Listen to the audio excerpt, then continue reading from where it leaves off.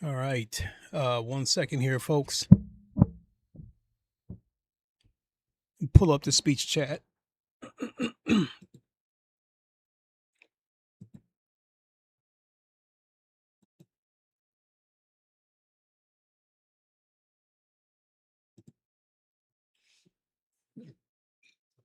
Okay, what is good, everybody? It is the Godfather of VR, the ageless one of the man licking clay, and it has been a while since I streamed. And that's mainly what I'm here to talk about, is why I haven't streamed it that much over the past month.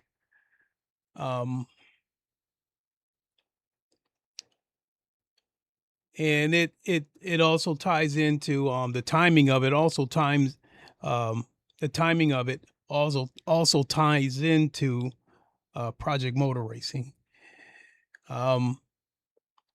As you can probably tell, I'm a little bit soft spoken right now, and my voice probably even sounds a little bit different. And I think that's mostly because of the thyroid issue that I'm dealing with.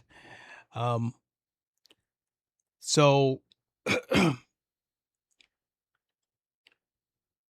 so yeah, the biggest reason why I haven't done that much streaming is because of the health issues. The second reason would be work. When I get out of work, I'm exhausted. By the time I wake up, it's just too late to stream.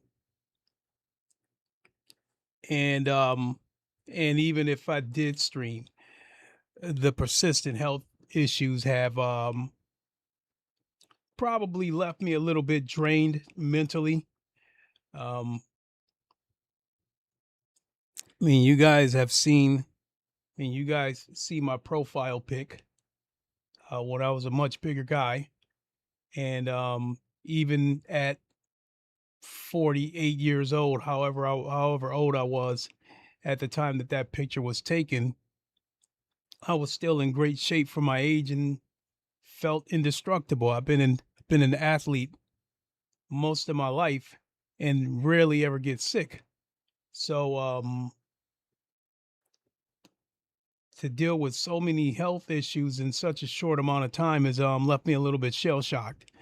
So I'll get into the details, the deep details of the health issues here in a second, but I'll start with Project Motor Racing. So at the time that this latest round of health issues started, Project Motor Racing was starting to sink further and further.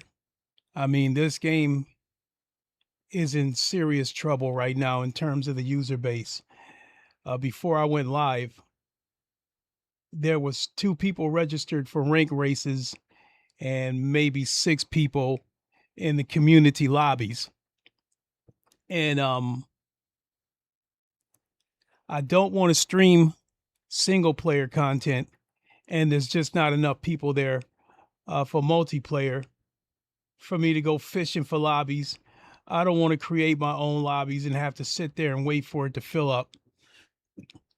So the timing of my health issues, the decline of Project Motor Racing, basically, in my opinion, made me look like I abandoned the game. A lot of people who were playing this game really aren't playing it anymore, or very little. I mean, the people that are still playing it know this is Gesture. He's still playing the game religiously.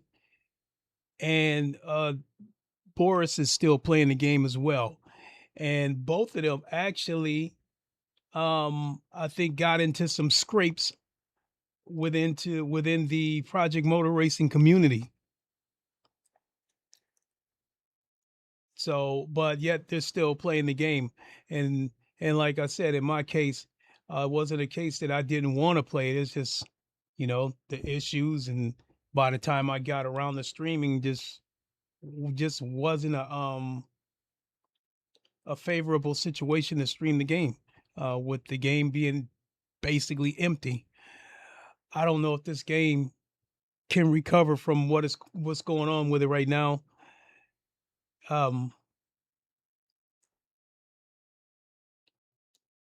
No Man's Sky had an absolute terrible launch, but they were able to recover from it.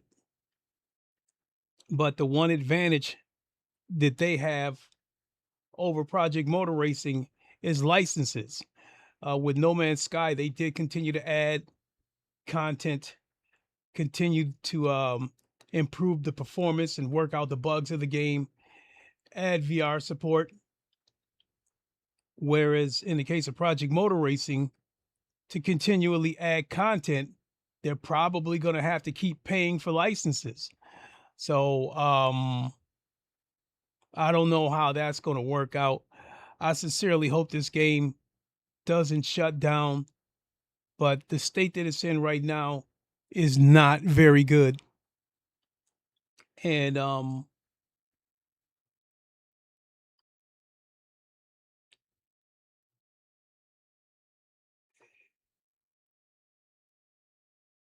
I hate to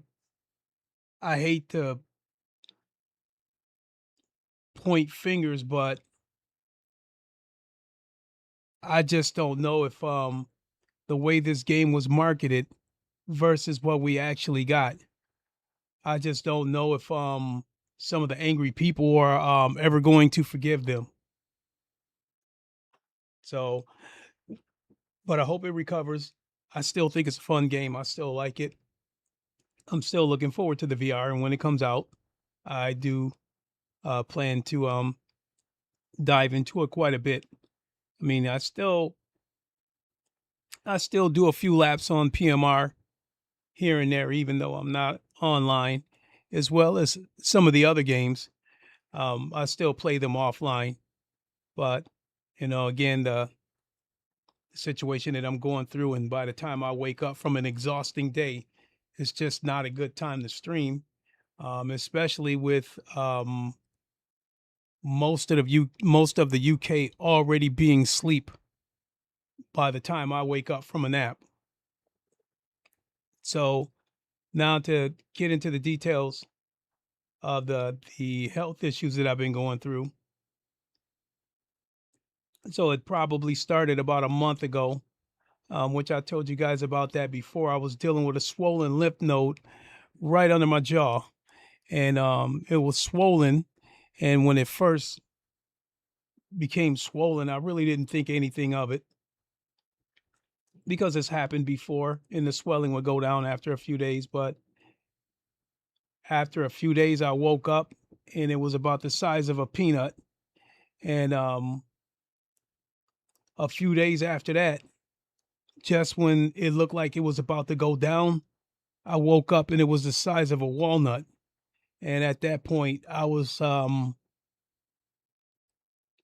near in panic mode because I didn't know if it was a tumor or cancer or what have you.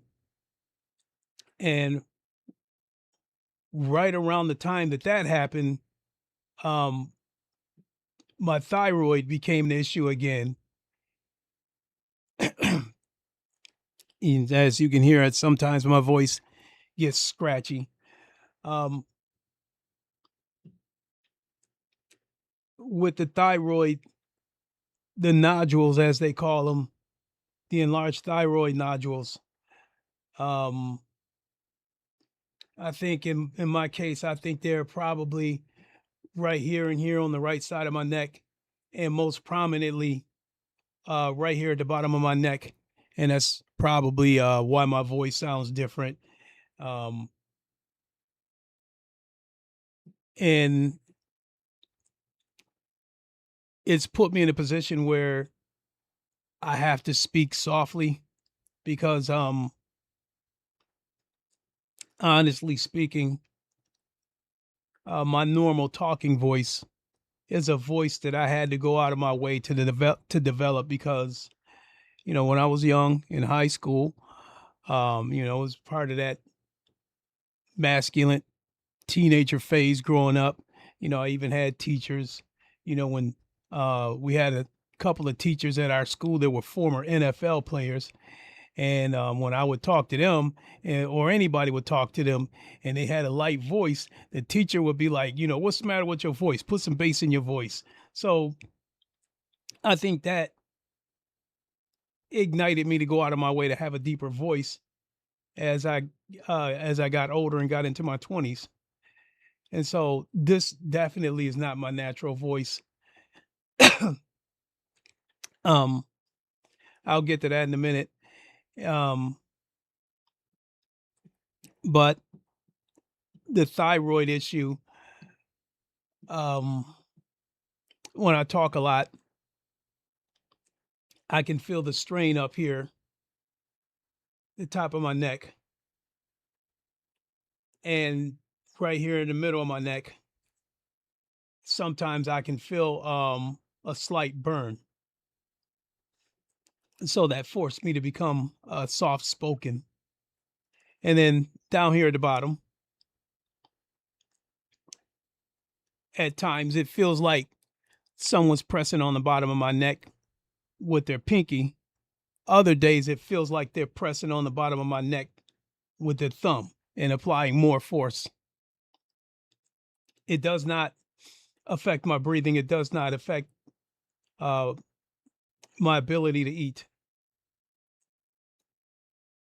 It's more of a nuisance at this time, but I think only in the last few days or so did I started to notice that my voice was getting different.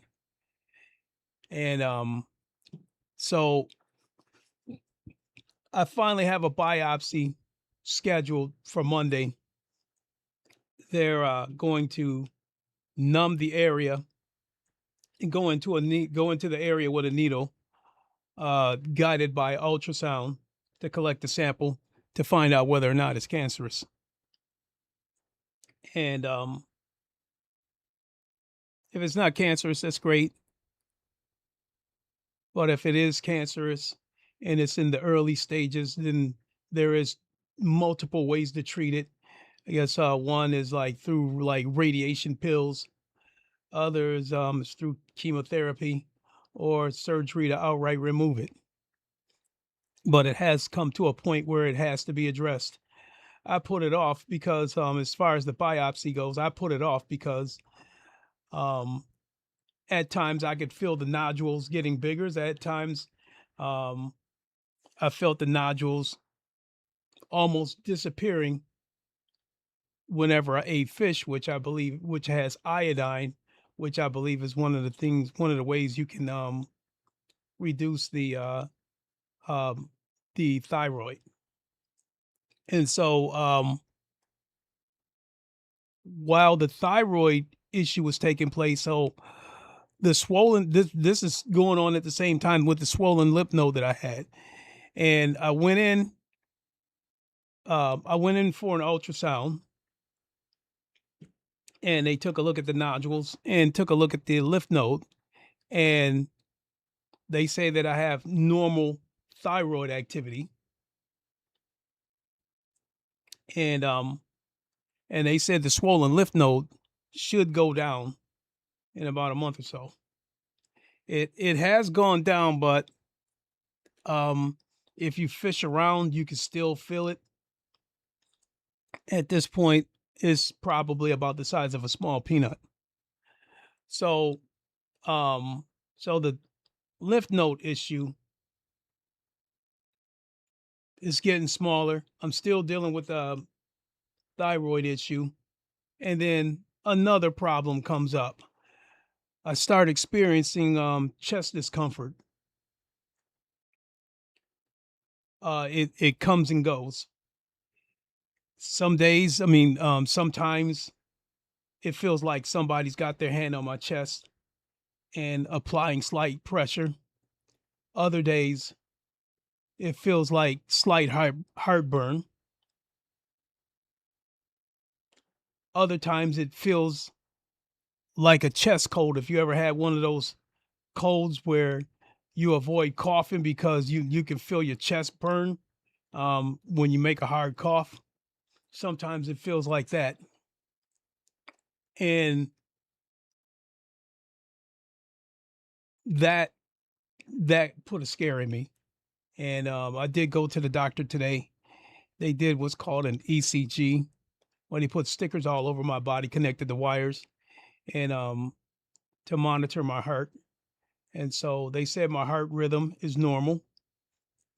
And this chest discomfort that I'm experiencing seemed to like it goes away or it goes down when I'm up and moving around whenever I drink water.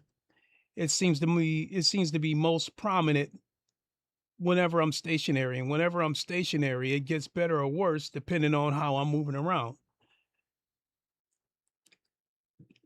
Bad posture almost seems to activate it.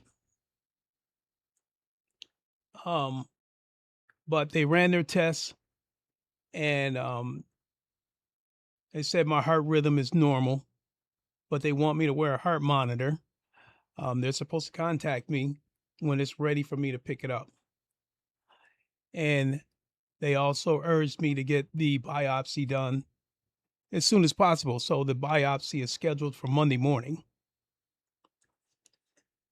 And so, and that is the details. I originally planned to explain this the next time I do a Project Motor Racing stream. Because again, the timing of all this stuff that I'm going through right now, along with the declining user base of Project Motor Racing, in my opinion, made me look like I had abandoned the game. And that's not the case. I will eventually get to Project Motor Racing again, but I think at the moment, obviously my health is the biggest issue. So so even though my voice sounds different, once this thyroid issue is taken care of, I don't know if my voice will ever come back or not. Because I haven't even mentioned that to the doctors yet, which I will mention it to them on Monday when I go in for the biopsy. But I mean, I could go out of my way to try to sound deeper, to have a deeper voice, but I will feel the strain within my neck. I will feel the burn within my neck. So I'm just talking, and however it sounds is however it sounds for the moment. So, but overall, it's not a situation where I've been handed down a sentence where you've been given 6 months to live or anything like that. Hopefully, once this thyroid issue is cleared up, I should be around for quite a while. So, and that's pretty much where we're at. But I have done some races offline on LeMans Ultimate, Project Motor Racing, Race Room, basically all the racing games. It's just a situation where, again, it was either too late in the evening, I was too tired, or I felt like the moment to go live just wasn't the right time. So even right now, Eastern time and even Western time, this is fine. This is a fine time to go live. But over in the UK, I'd imagine most of them are asleep getting ready for work in the morning. So to my UK friends, you see this on replay. Hey, shout out to you. So I'm going to jump into some LeMans Ultimate, and I finally made it back to silver. And I actually went against my own advice. I had said a long time ago with LeMans Ultimate, with these daily races, the beginner bronze races, the reward just isn't worth the risk. Because if you do good and you gain rank, it's only this much. But if you lose rank, it's about that much. So,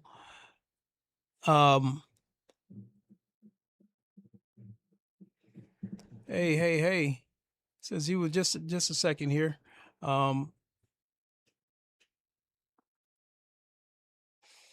Slide that over so I can see your comment. You'll be just fine, brother. Take your time and heal. Respect. Thank you so much. I appreciate it.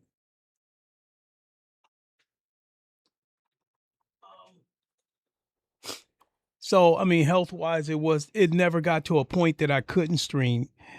It's just all this shit happening is just mentally taxing. So, but I will say that moving forward, LeMans Ultimate and Race Room is coming back to this channel. When Project Motor Racing first came out, one of my streams, when I looked at the analytics the next day, it had 2,200 views. Never had a stream had that many views. And after that, the numbers went down, but they were still high enough that I had to take into consideration of making Project Motor Racing, being the feature content of this channel. And the numbers went down and down and down and down. And then I saw something that really got my attention. This is Gesture put out a video, and it really got my attention.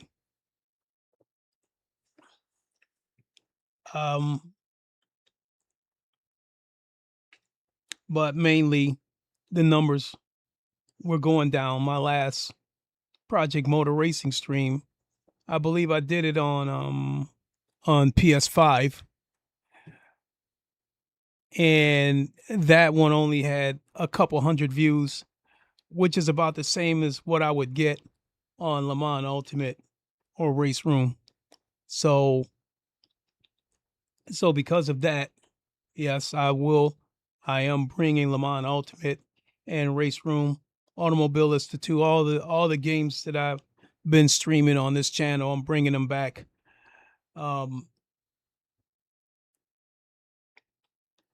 And I dare say that LeMans Ultimate is probably going to take its spot back as the feature content on this channel, and everything else will be streamed. But I've pretty much put most of my focus back into LeMans Ultimate. The other thing is, all that time I spent playing Project Motor Racing, and then I come back to LeMans Ultimate in VR, made me realize how much I miss and how much I love racing in VR. So I can definitely say that I still like Project Motor Racing.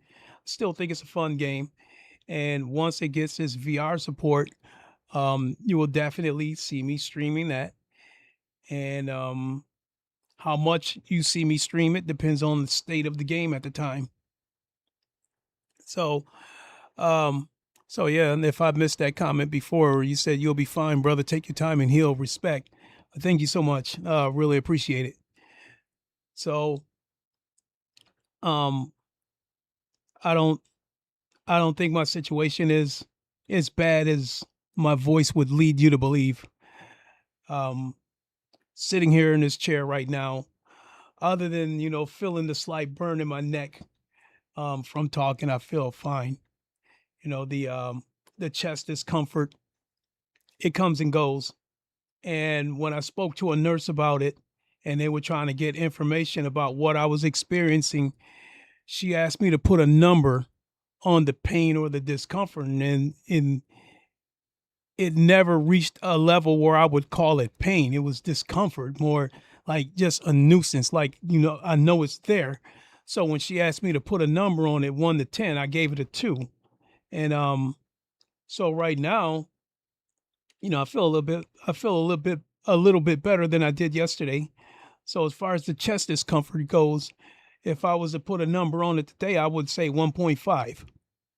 So yeah, I mean, for the most part, I feel fine. I can get out of this chair, run around the block, do cartwheels and all kinds of stuff. So I feel fine. But this thyroid issue is it has become a nuisance to the point where something must be done.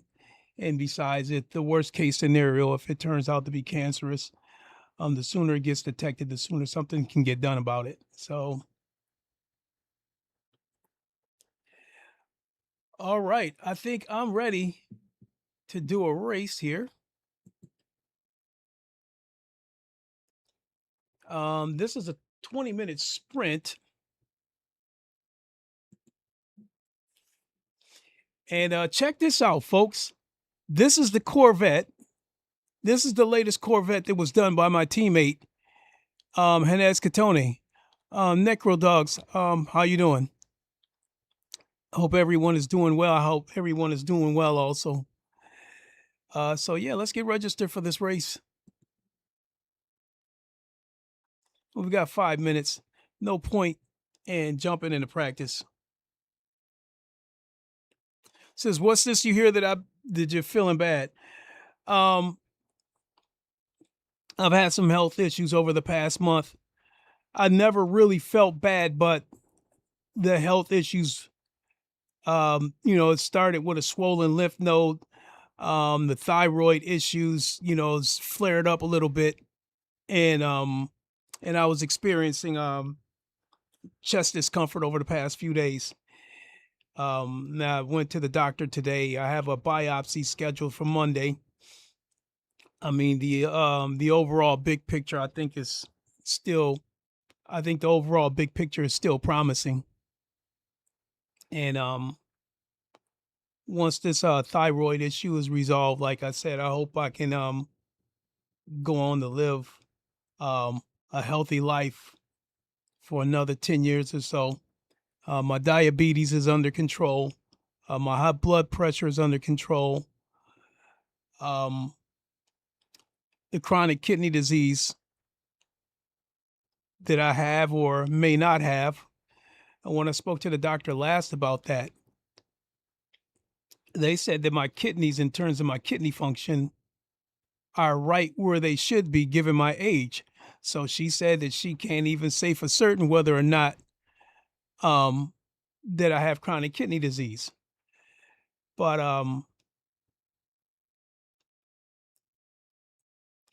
I feel occasional aches in my kidneys, and when I explained that to the doctor, they said that I shouldn't be feeling anything from the chronic kidney disease. They said if I'm having slight aches in my kidneys, it could be a possible kidney stone. So, I mean, I would describe myself as that old car that looks pretty good, but once you get in and drive it, you see that the car is gonna need some TLC. So make sure you follow that shit up. It's no joke getting old. Yeah.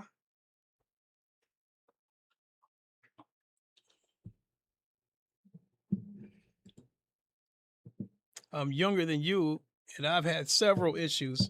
It's honestly speaking,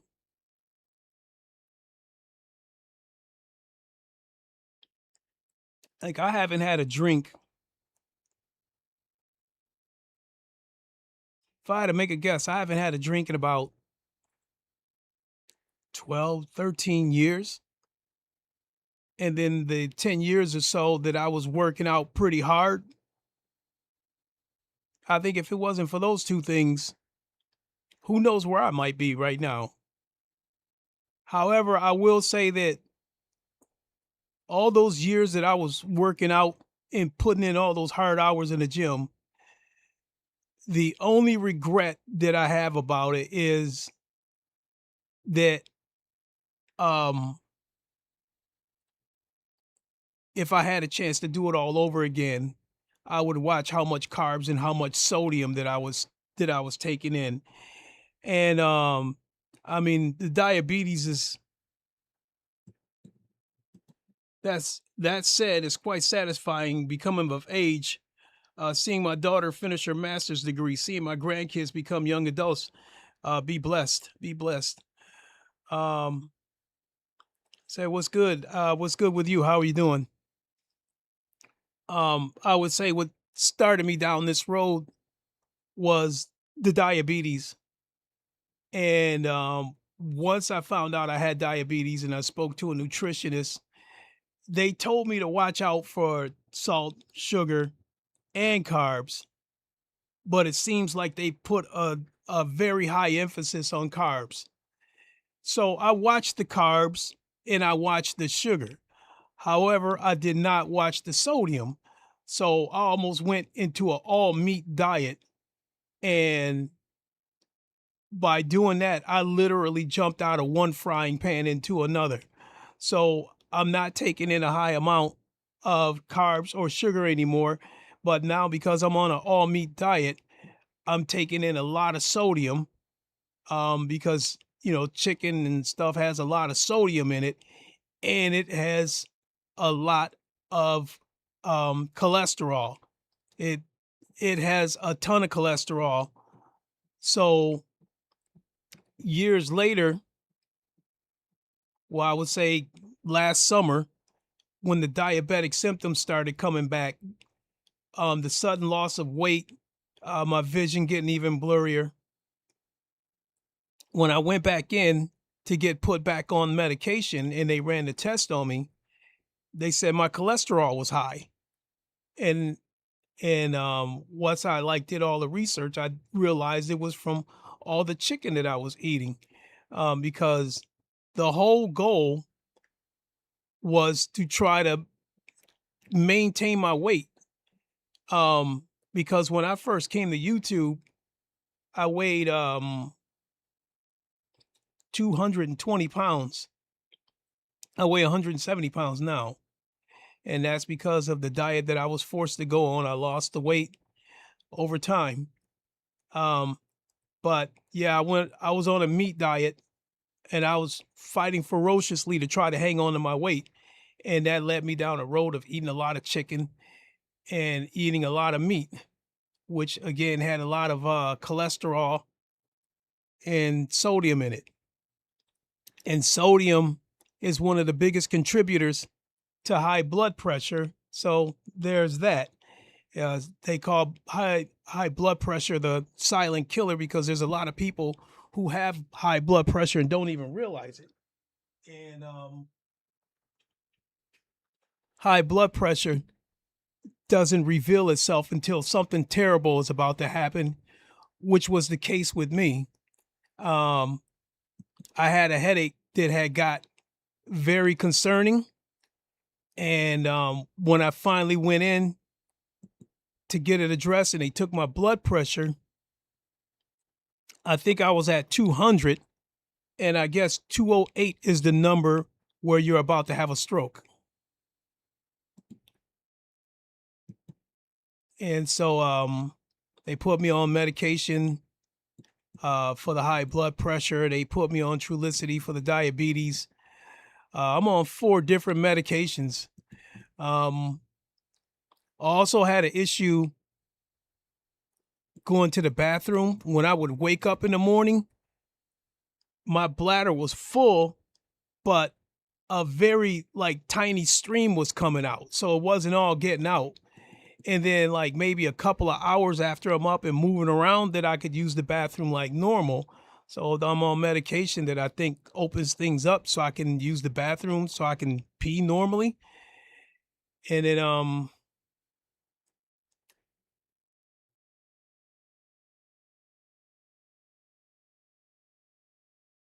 I forgot what the 4th medication that I'm on. I forgot what that's for. But yeah, so if I had a chance to do it all over again, all those years that I was working out, I would be a little more conscious of how much carbs, sugar, and salt that I'm taking in.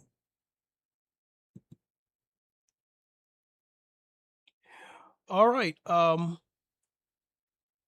think it is time to jump on the track. I'm probably going to have to turn the car audio down a little bit, because I noticed that it does, yeah, the onboard volume. I'm going to have to turn that down a little bit. If it's not loud enough, you guys let me know.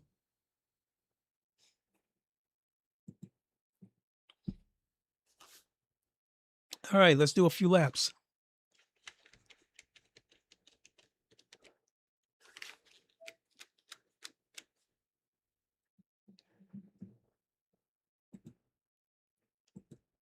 At Necrodogs said, exactly. Don't forget to drive. Laughing face. All right. I'll do my best. All right. Let's go. Ain't no stopping this train. Whoa! Silverstone on LeMans. Necrodogs said, thanks for sharing, man. Not a Know that problem. you're not alone.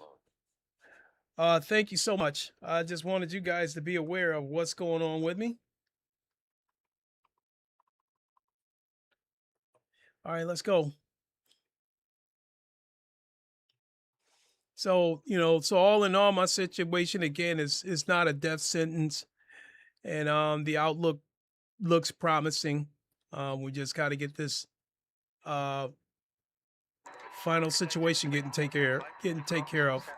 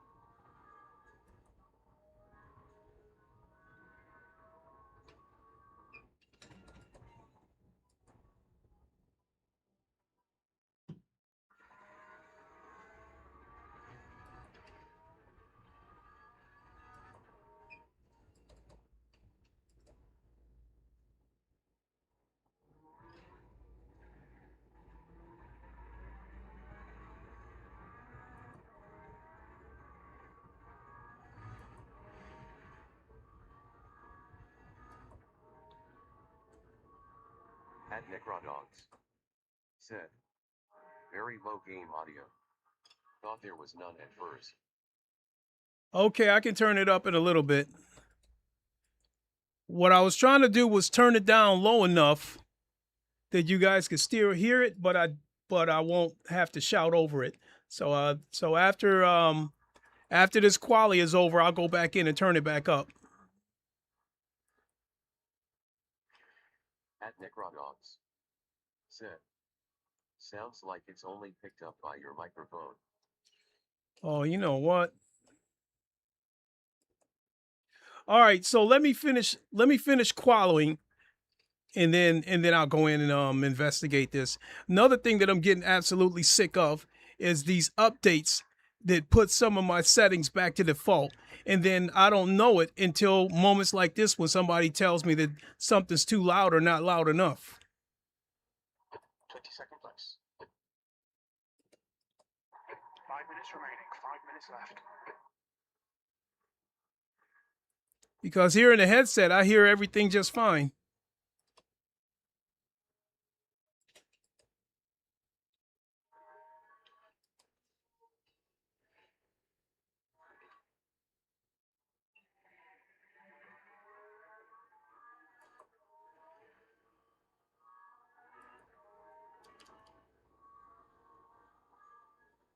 At Necrodogs said, no problem. All right, thanks for letting me. Messed my Windows audio up on Sunday. I'm absolutely sick of Windows. Speaking of which, I sold one of my PCs. You guys heard me say it sold like 18 million times that I had 4 PCs. And my lowest PC had 2070 in it. And I upgraded it and put my son's old 3070 in it because I had bought him a 5070. Necrodogs said, decided I should update well before my Monday championship race and my scram was completely out of whack, haha. Ah.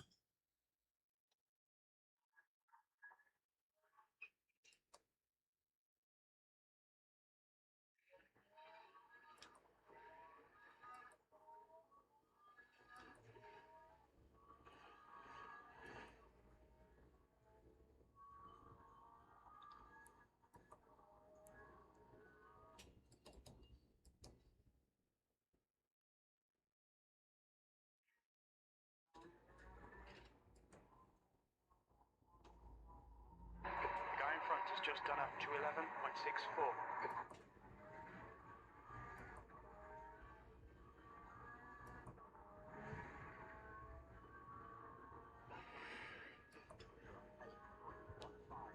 Sector 3 is 3.6 off the pace.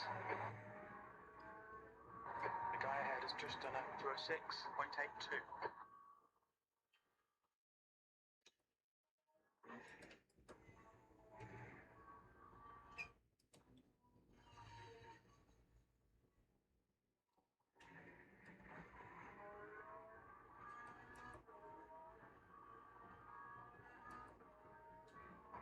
P19.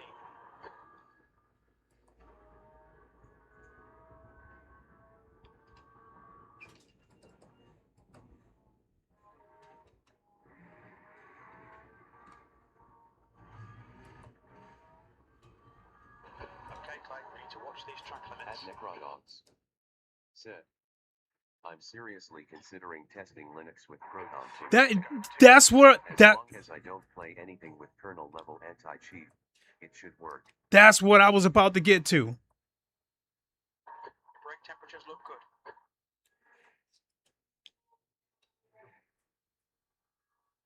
The tyres are cold, watch out.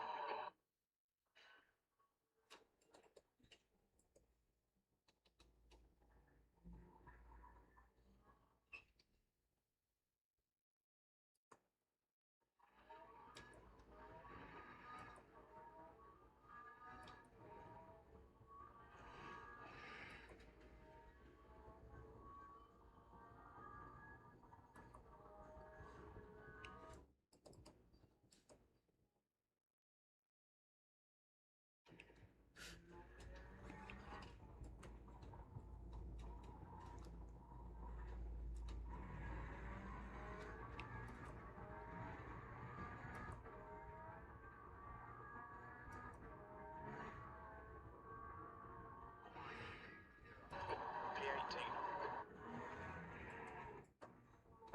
Okay, pit stop requested.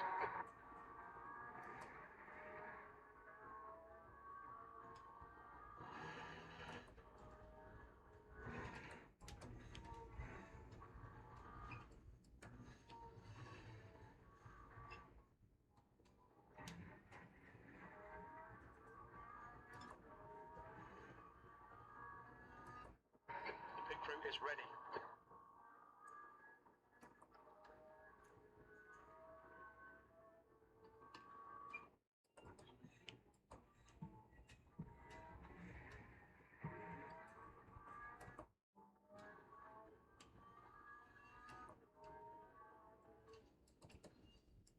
That's the end of the session, 18th.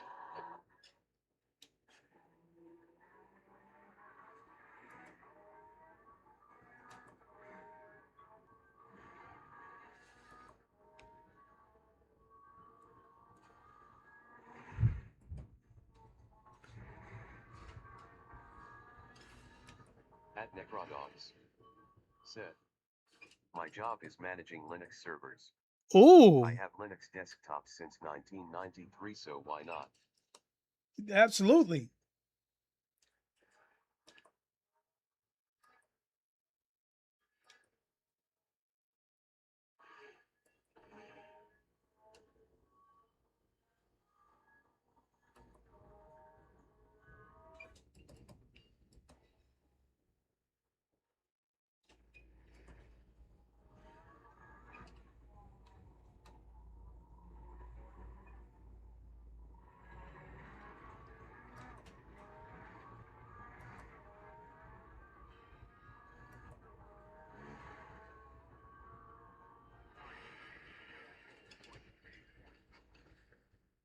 Oh boy, I'm nowhere near the leaders. Okay, let me try to address this real quick.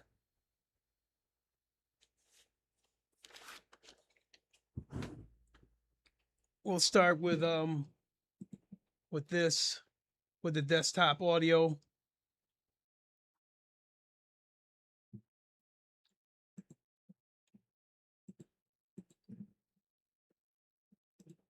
Oh, that explains that.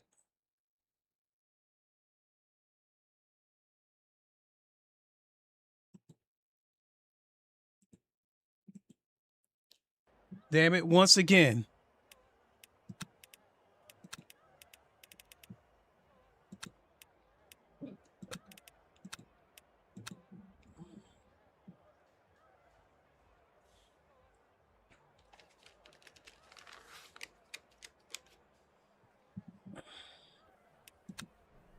Oh, damn it. Formation lab. I didn't make it in time. I gotta start from the pits. This is a backbreaker. So,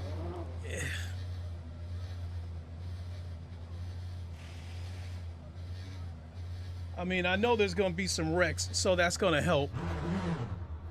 At Necrodogs said, sounds better. Yeah, Hearing the UI clicks. Yeah, stupid OBS. Like, just Microsoft. Just, I hate Windows so much. At Necrodogs said, ouch, sorry. Not your fault. Well, in any case, let's be positive. Ain't no stopping this train! Whoa!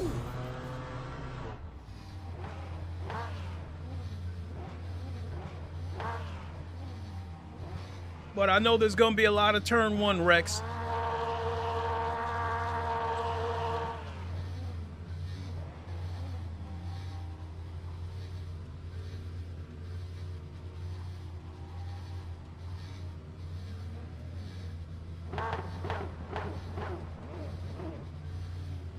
Green flag, green flag.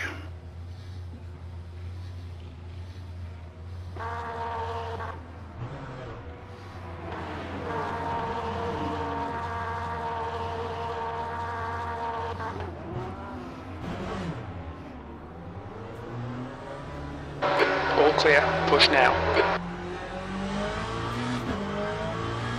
Your brakes are cold, be careful.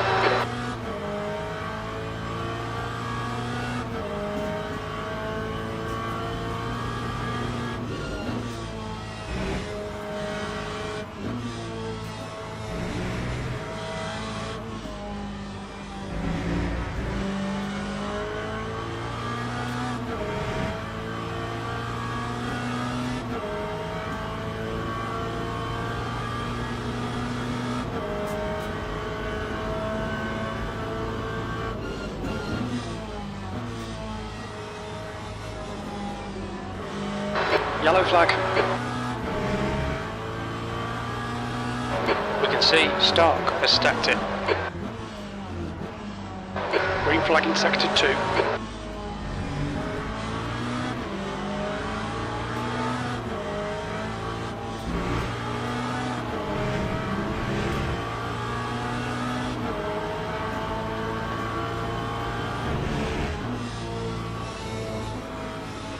Oof.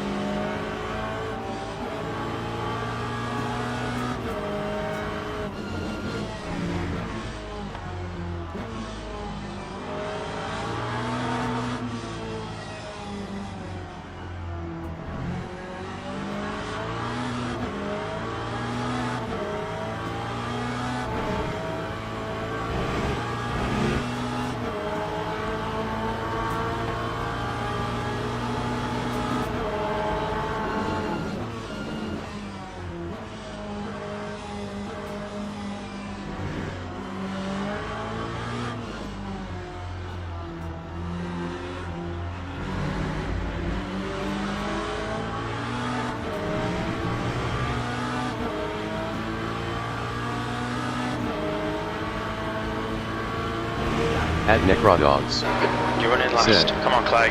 LOL, these people are insane. The downside of starting at the back.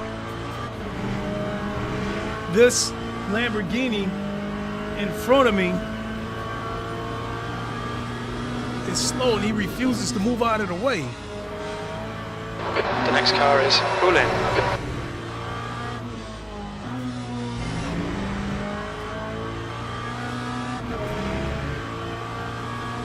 I was trying to get past him so I could stay with that Porsche. I'm going to end up coming dead last, and this is going to knock me right back down to bronze.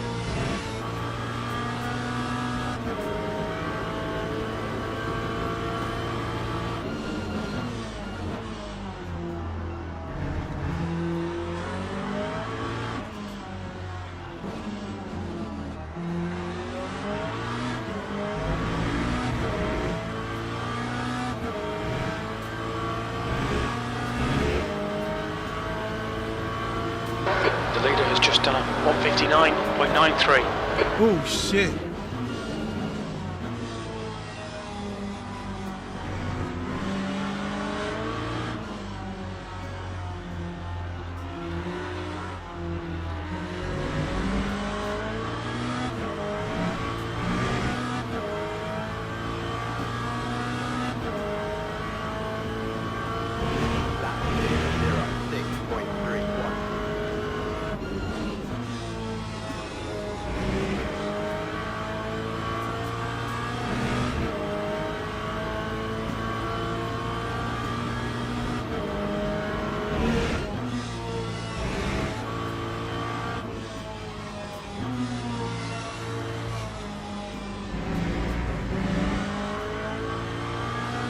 Alright Clay, 15 minutes left, that's 15 minutes.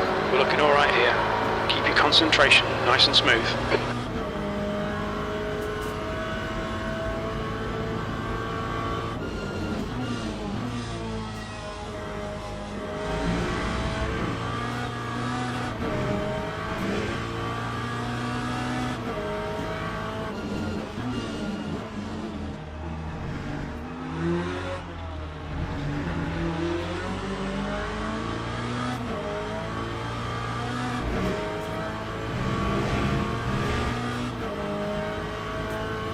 We've been warned about track limits.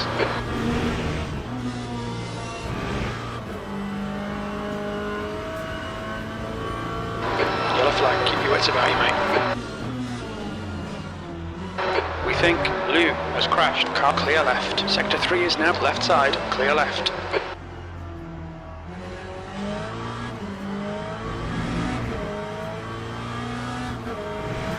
The car ahead is Amil.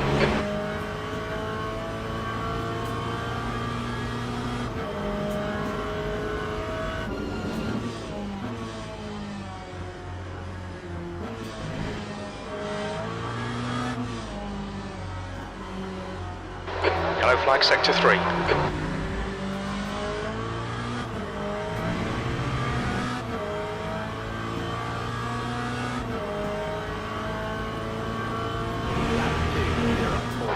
Keep digging, this isn't over yet. 321.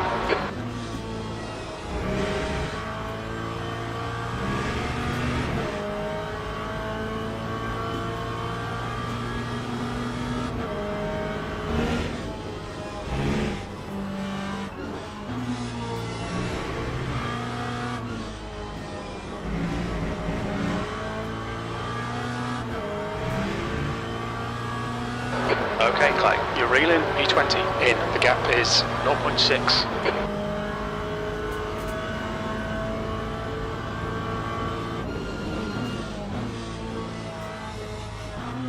I nearly lost that back end. It nearly snapped on me.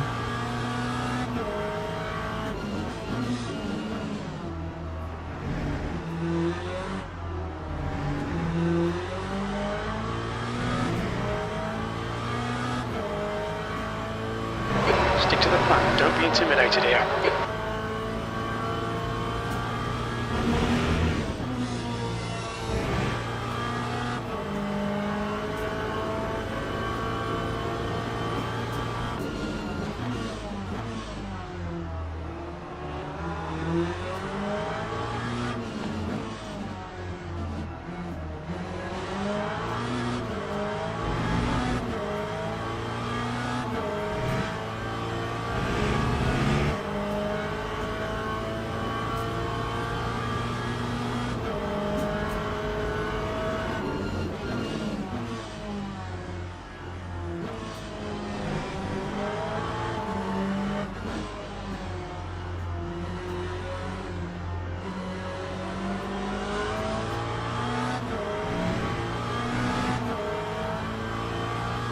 Sector 3 is clear, green flag. We think Lou has binned it.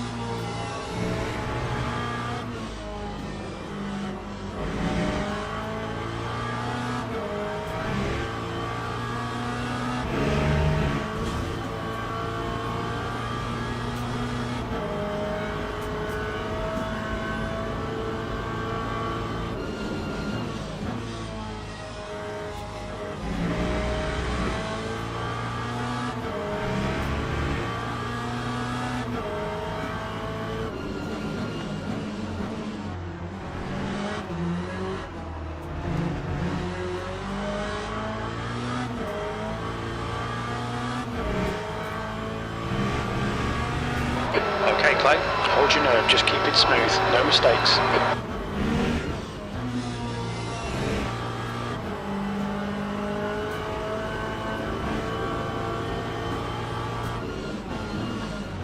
Half distance, keep digging, you've got 10 minutes left, 10 minutes to go.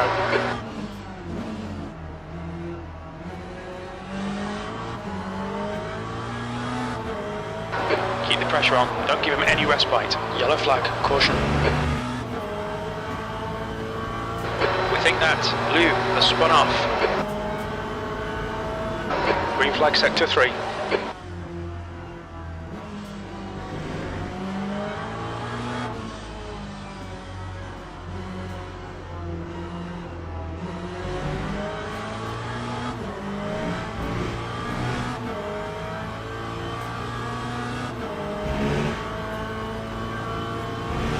That's your fastest lap.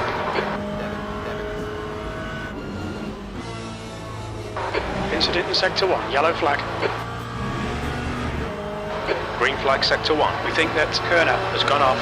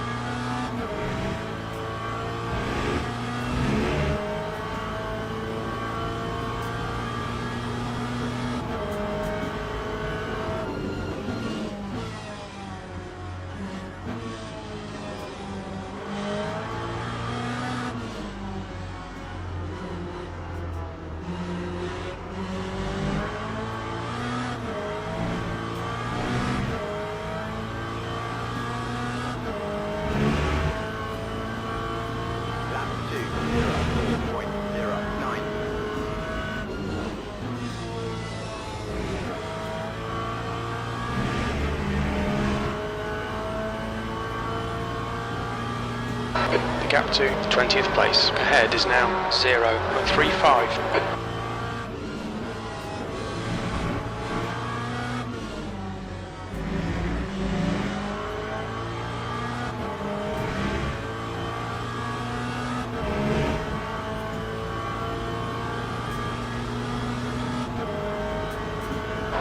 Yellow flag, watch out.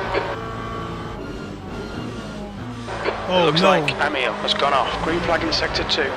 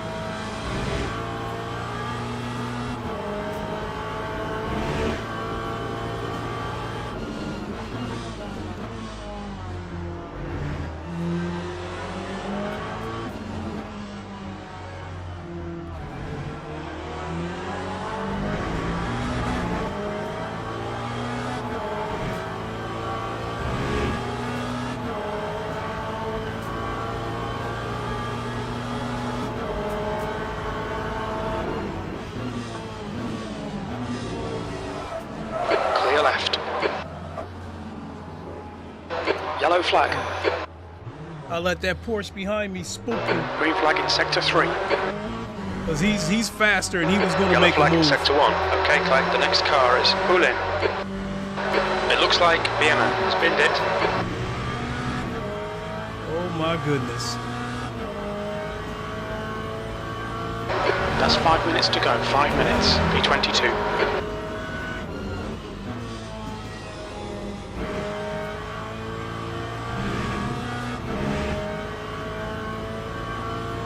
At Necrodogs said, oops.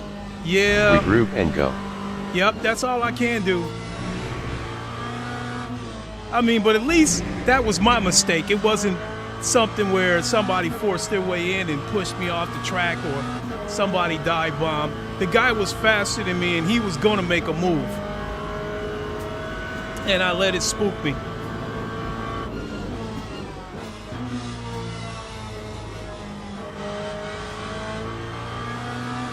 Crazy part about it is they're still up there within sight.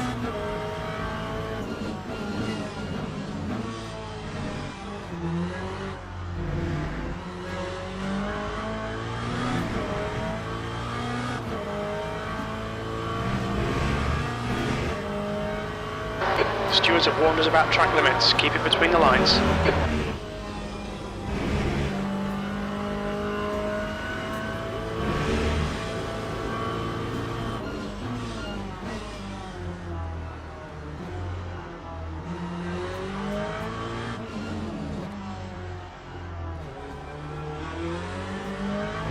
We think Lou has gone off. Sector 1 is now green.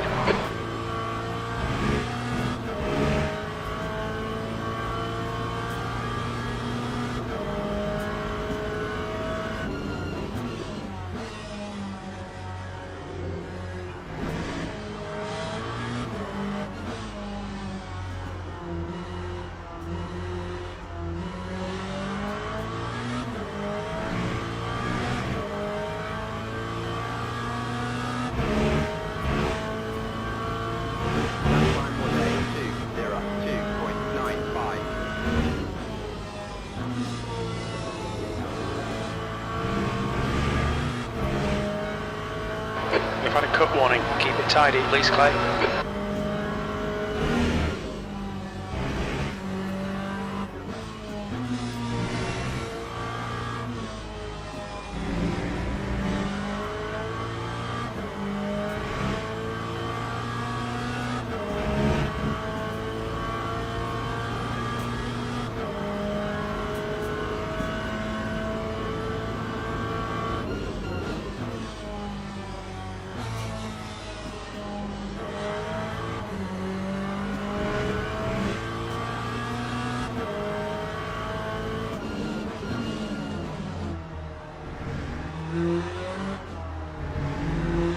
That's 2 minutes left. 2 minutes.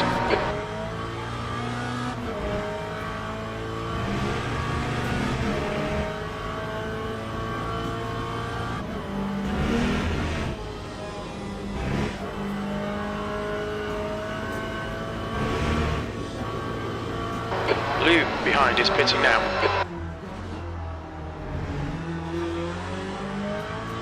He must have caught a drive-through if he's pitting now.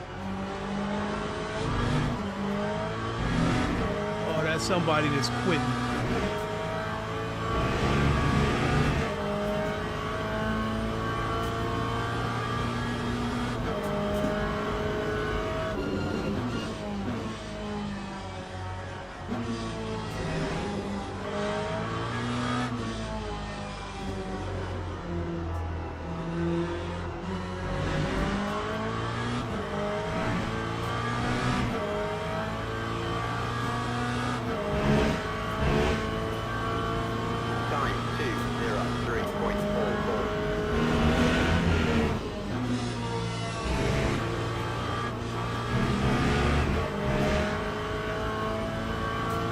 The stewards have warned us for cutting the track.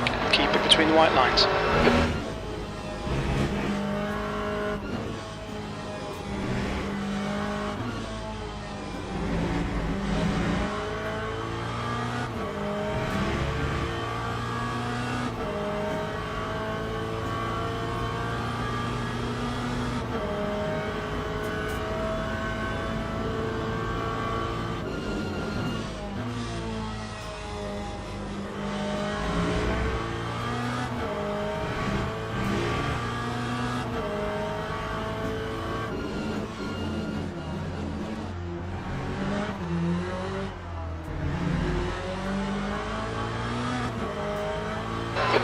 announced took the win.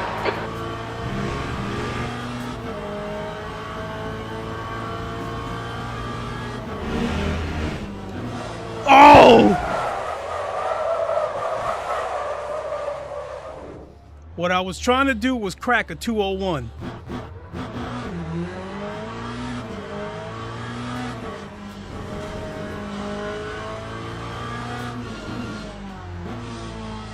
And that Porsche was actually in my, whoa, look at that.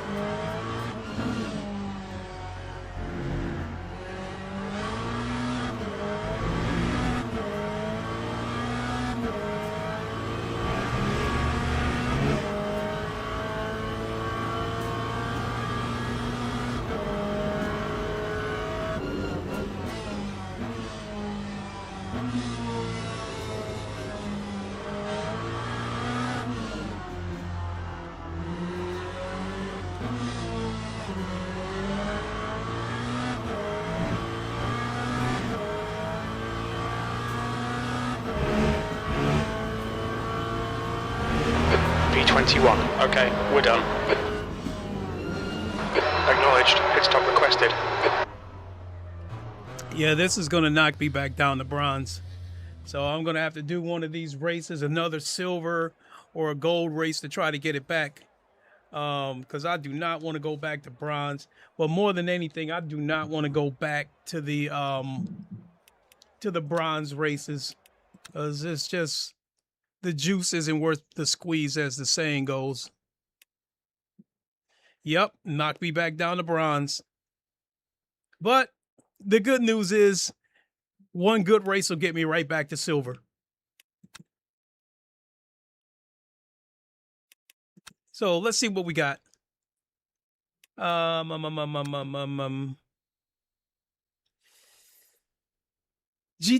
Okay, hell with it. Let's do it. Let's do it. Oh, my friend Hernez Catone, my teammate. This Corvette right here as well. Matter of fact, all of our cars, Hernez Catone designed all of our cars. So a shout out to my teammate Hernez Catone. We got 1 minute. I was about to grab a drink, but it looks like I'm not going to have time.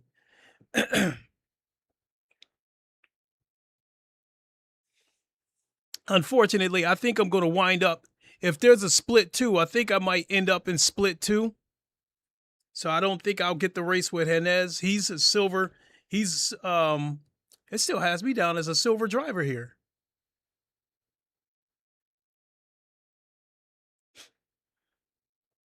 Okay. All right, let's take the headset off for a second. All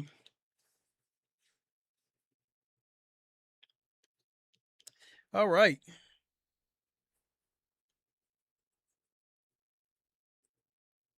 Well, we got 40-something seconds to go, so let's go Voltron Force. And as I always ask of you, if you would be so kind to hit the thumbs up, I would be appreciative of it.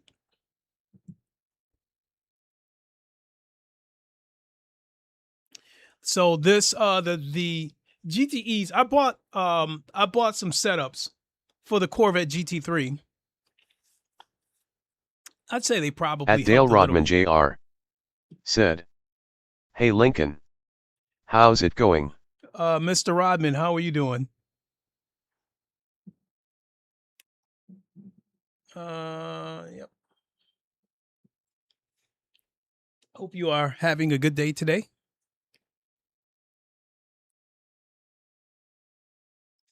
All right, let's hop in. Let's go. Let's go. Let's go. Let's go.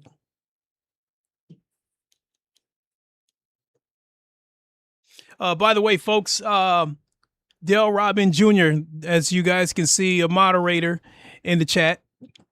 He has a channel as well. He races in VR as well, and he uses the Dale Corvette Rodman as Jr. well. said, "Good seeing you back in the Corvette. Welcome back." Thank you so much. Mr. Rodman, you are a moderator, so if you wish, please drop a link to your channel in the chat so people can come and check you out.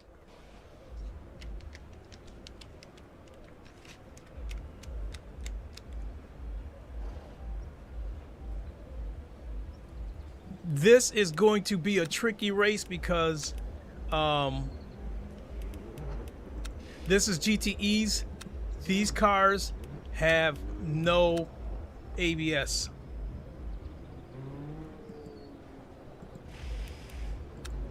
So, and I've recalibrated my load cell pedals to where it does not take much to lock the wheels up. So I'm probably gonna have to dial the At Necrodogs said, "Hey Dale, are you the Dale I know from Jonathan Clifford's streams?" That is the Dale. Waving hand. At Dale Rodman Jr.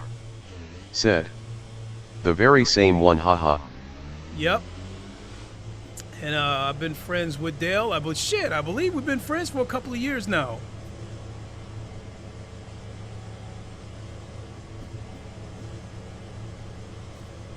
Pit exit's clear.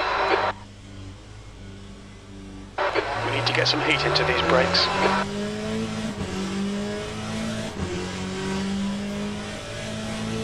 Now for this race, I think I'm going to quali on the softs. Incident in Sector 2, yellow flag. But I think I'm going to put the mediums on for the race. Because I don't want to have to come That's in the and end of change session, tires. E2. I do believe this is a 40-minute race. And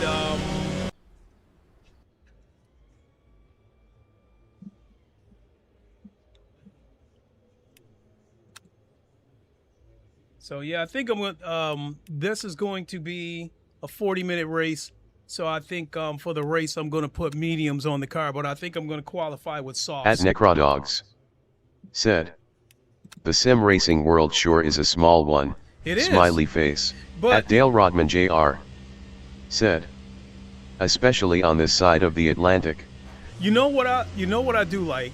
So the big YouTubers At Necrodogs said, "And a good one. so the Never big- met such friendly gamers as sim racers." yeah, so what I like is, okay, so the big sim racers like Jardier and UCOG and Pit exit looks clear. Tortellini, We've got James 5 minutes to set a Baldwin. lap. Basic Ali, they all know each other, they're Your all brakes are cold, friends. let's get some heat into them. Those are all the big YouTubers. But if you look down here, a lot of us smaller YouTubers know each other and we're friends.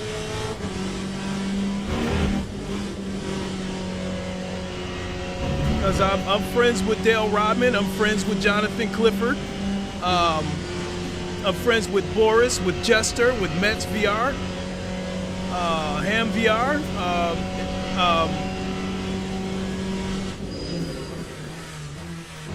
so I'm friends with a lot of YouTubers, a lot of sim racers that are, Graybeard Gamer. I'm friends with a lot of sim racers who have the same size channel as me.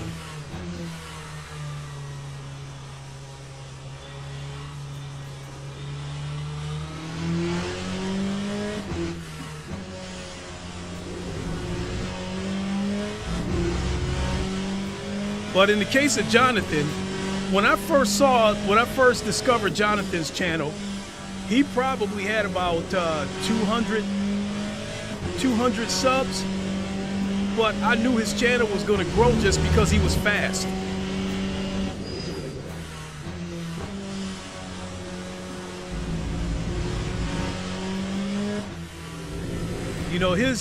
His streams can look unprofessional. They do look professional, but I'm saying that even if they didn't, already knew his channel was going to grow just for the simple fact that he's fast.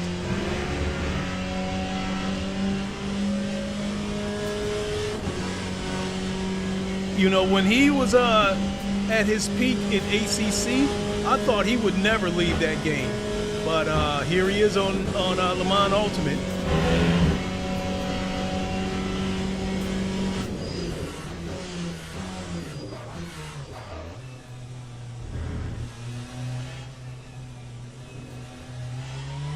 Clear right.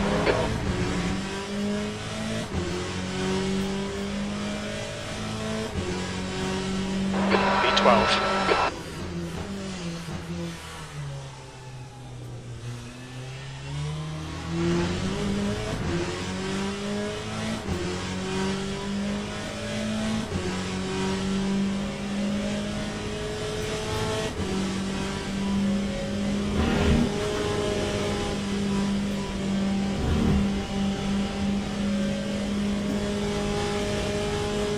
At Necrodogs said, "Yeah, I found Jonathan like 2 years ago.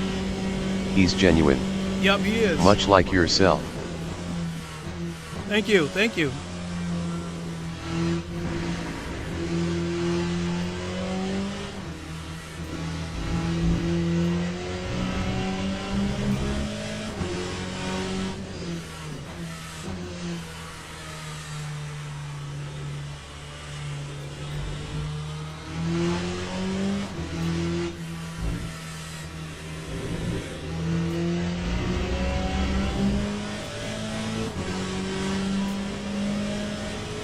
Just 2 minutes left, 2 minutes to go.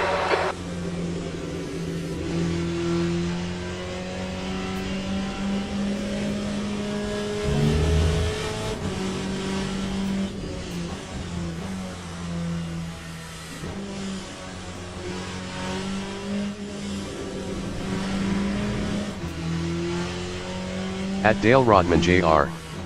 said, "Did you and Hans get into the same split?" I don't know. I didn't look, to tell you the truth.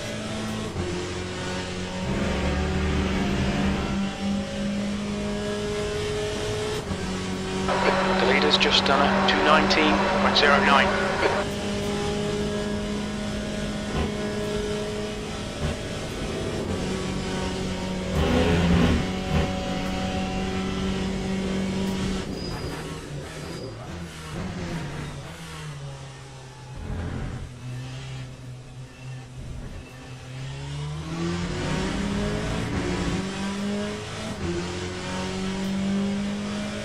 The guy ahead's last lap time is a 2:35.18. B6. Sector 3 is a second off the pace.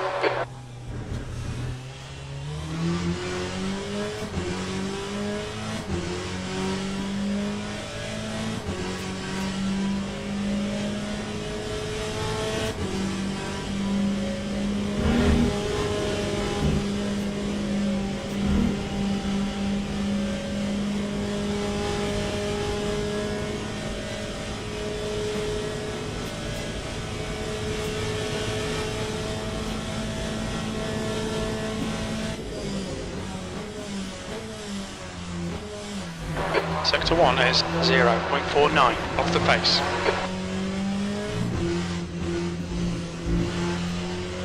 That's the end of the session. P7.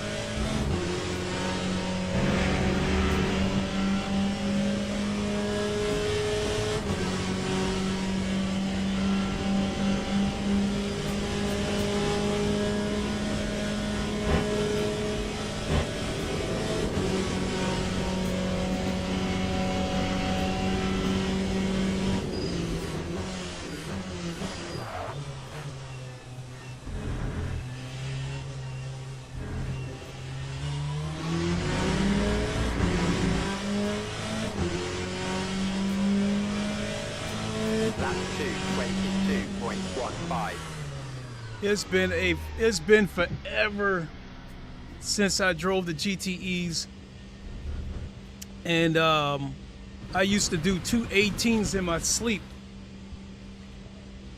with the GTEs.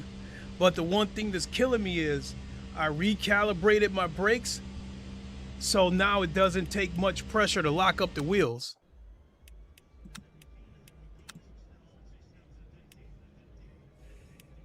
Let's put mediums on here, because this is going to be a 40-minute race. Teams and drivers go to the grid for a race start.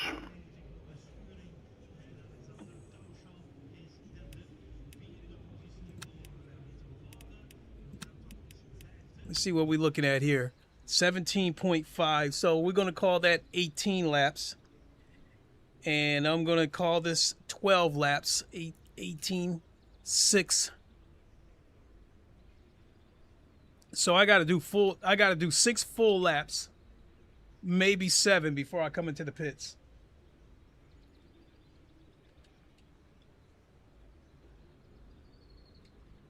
Formation lap has started. Well, at least I got my trusted badge back.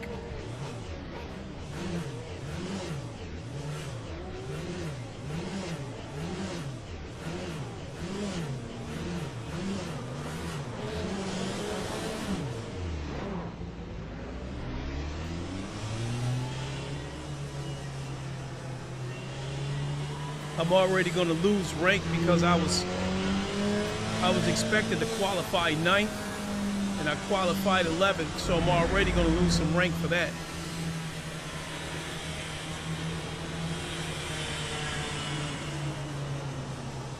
So the bottom line is I'm probably going to have to recalibrate. I don't know if I want to do that, because they just don't use the GT3s much in this game.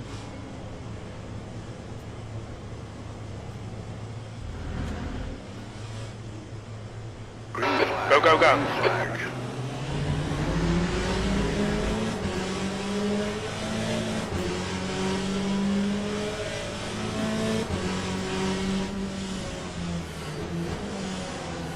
Yellow flag.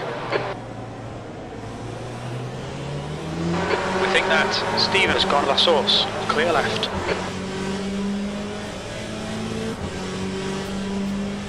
Sector 1 is clear. Stevens has just retired.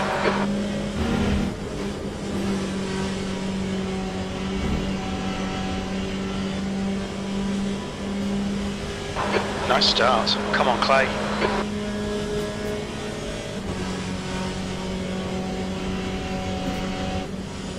Yellow flag, Sector 2. Green flag, Sector 2. It looks like Mauricio has binned it in Le Coupe.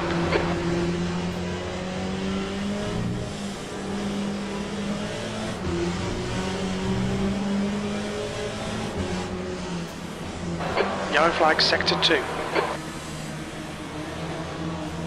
We think that Rat and Mathieu's have binned it in Bruxelles.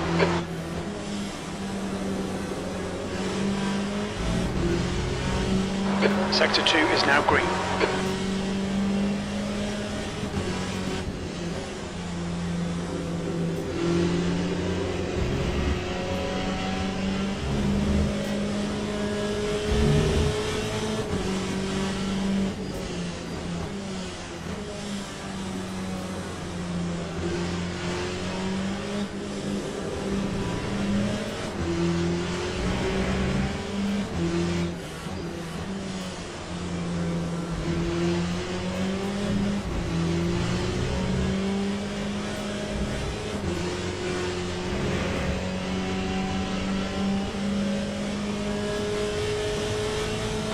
Don't let this guy intimidate you.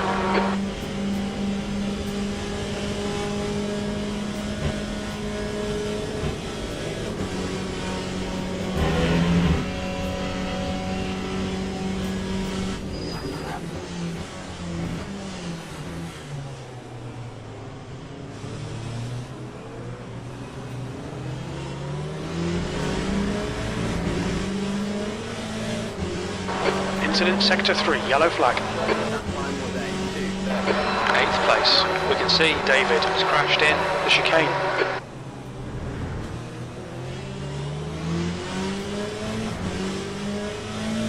Sector 1 is yellow. There's a big pile up in La Source. Sector 1 is green.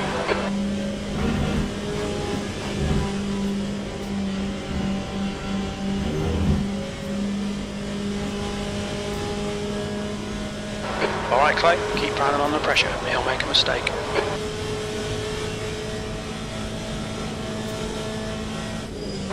The guy in front is Rico.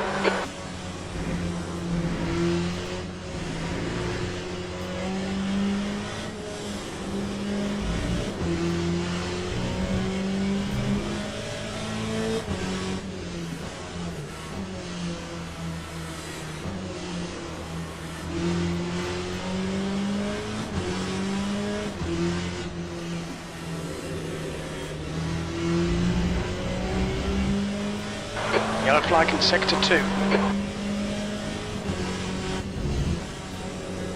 Green flag Sector 2.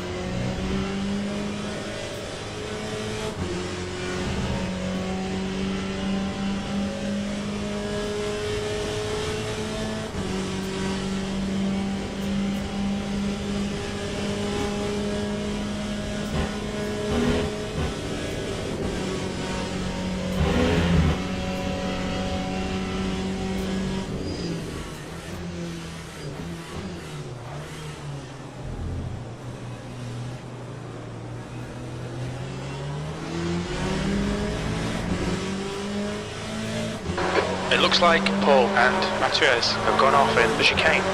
Green flag, Sector 3. 9.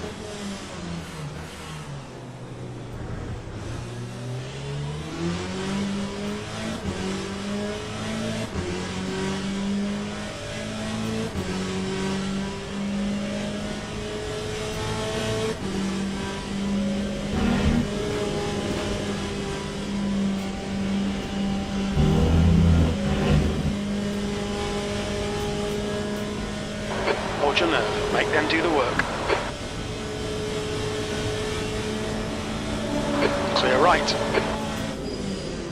Sector 3 is yellow. We think Southern's gone off in the chicane.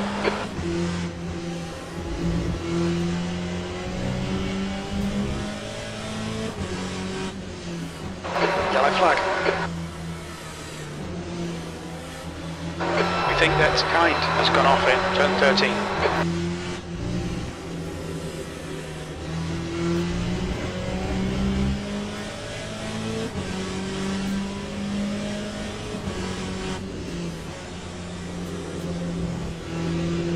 Sector 2 is green.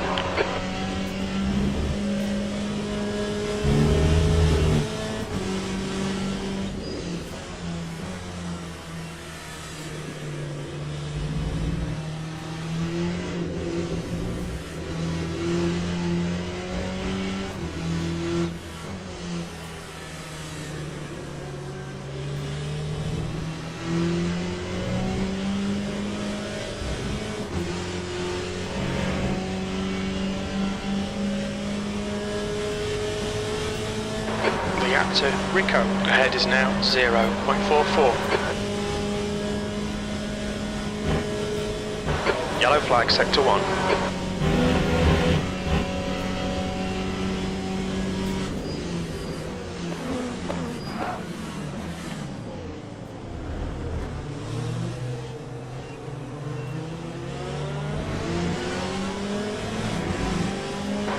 Attention to track limits. Please Clay. Green flag in Sector 1. Carla, clear left. 3.24.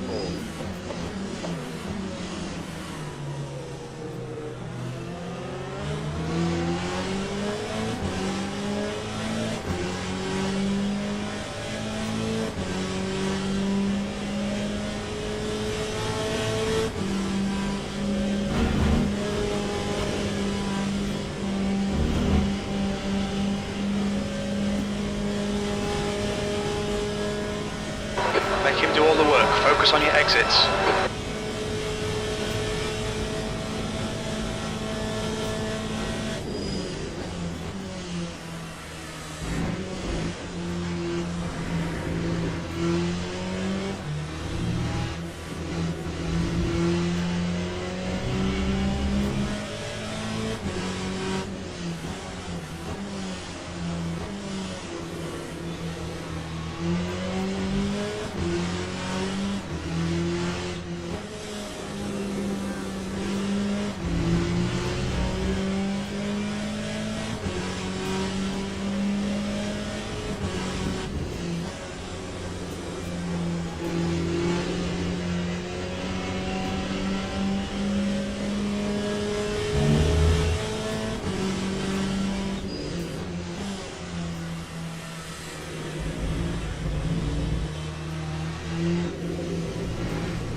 Southern just retired from the race. Green flag in sector 3.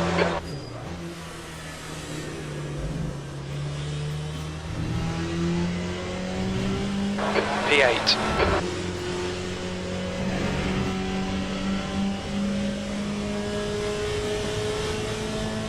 Yellow flag in sector 1. The gap to P7 in front is now 0.9. Sector 1 is green. It looks like Mauricio has gone off in La Source.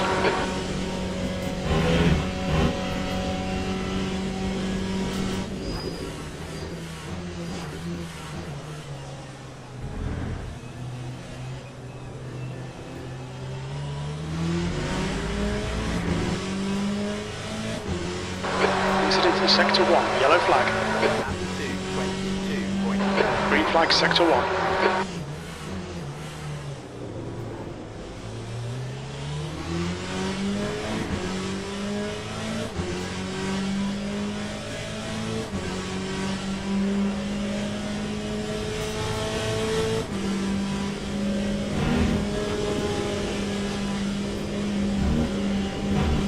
Ooh, I'll have to take that one because I was Track going to lose limits. it.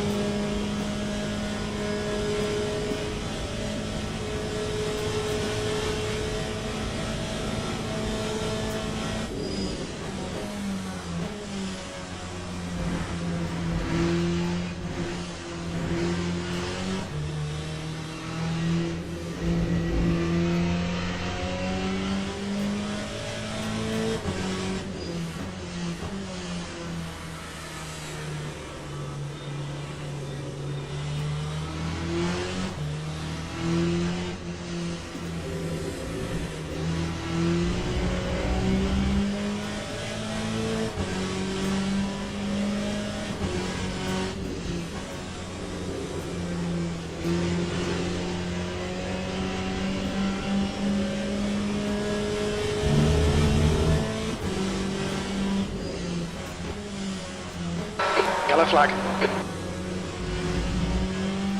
Thank you. Thank you. We think Estra has stacked it in. Bruxelles, sector 2 is clear.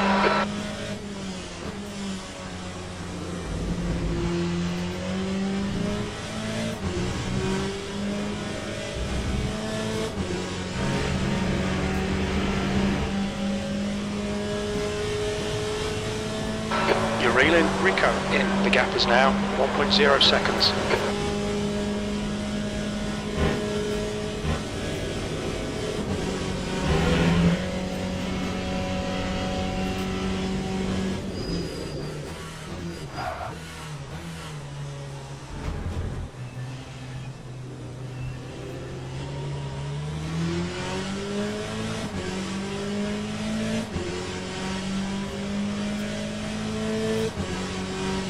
Seventh position.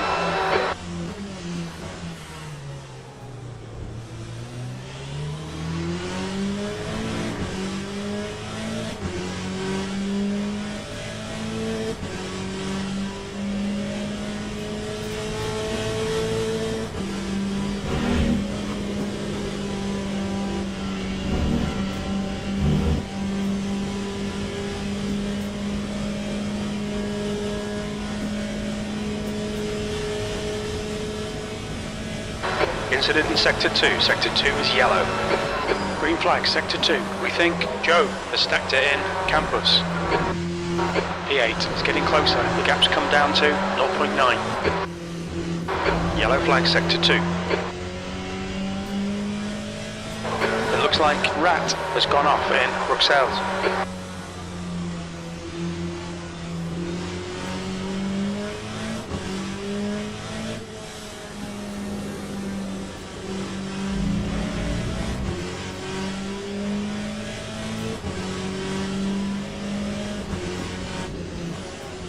What was this idiot doing? Clear left. Okay, Clay, we just cut the track. Come on, don't let him get away.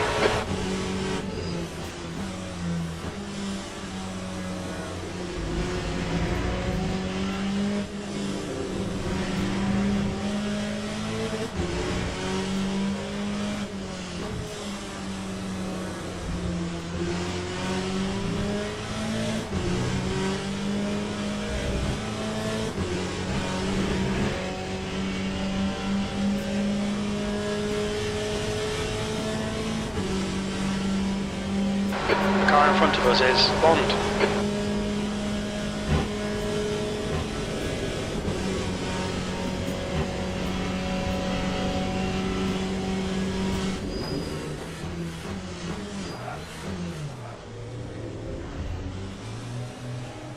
That solves that.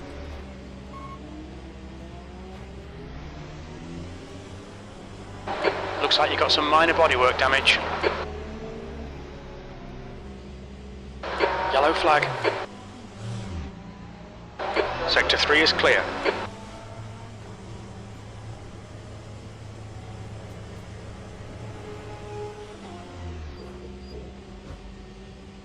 So we got 11.2 to go.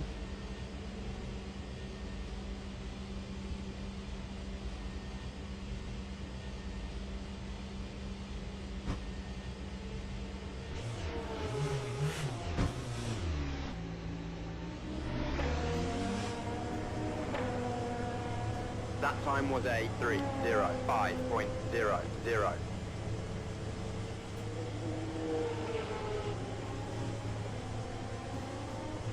The pit exit is clear. Push now.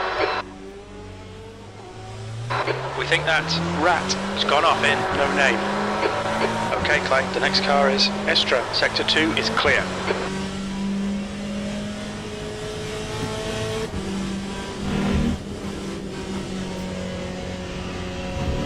Yellow flag, caution. We can see Estra has gone off in Eau Rouge. Green flag, sector 1.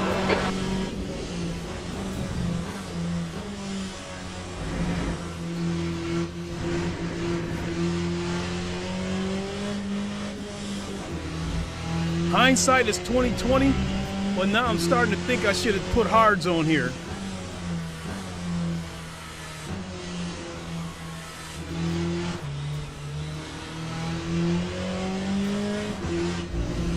The gap to P15 in front is now 11 seconds. The car ahead is Brindle.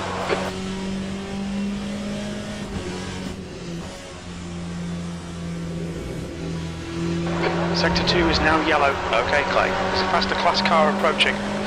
Blue flag. We think Mauricio has gone off in Bruxelles. Green flag, sector 2. Right side's clear.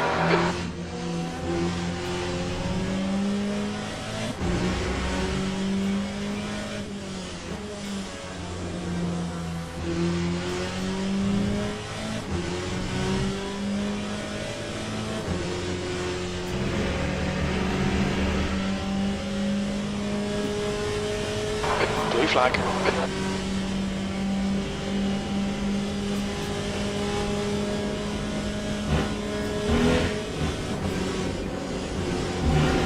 Clear left. Blue flag.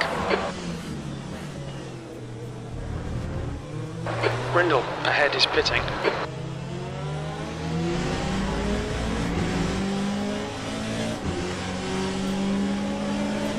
Clear left. 15th place.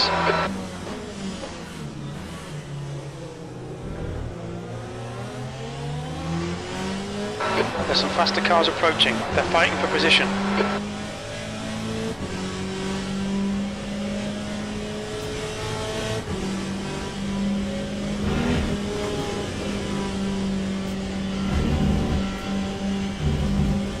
We just cut the track. Blue flag.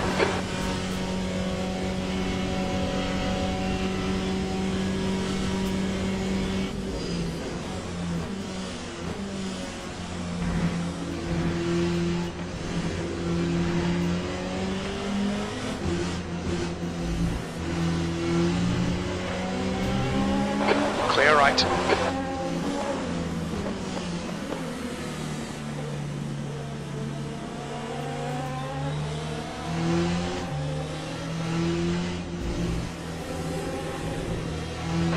Blue flag.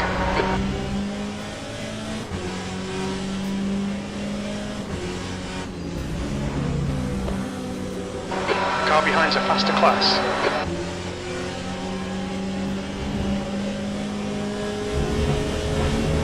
Clear left.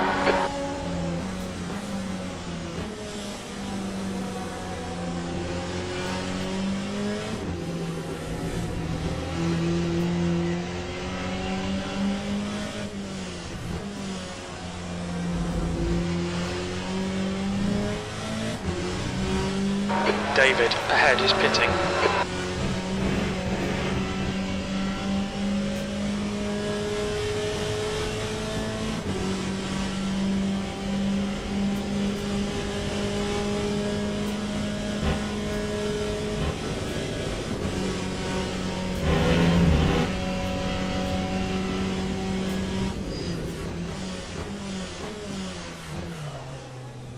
Oh my lord.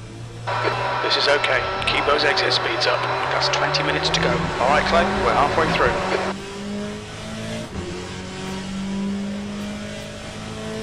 Yellow flag in Sector 2. Green flag, Sector 2. It looks like Rat has crashed in. No name.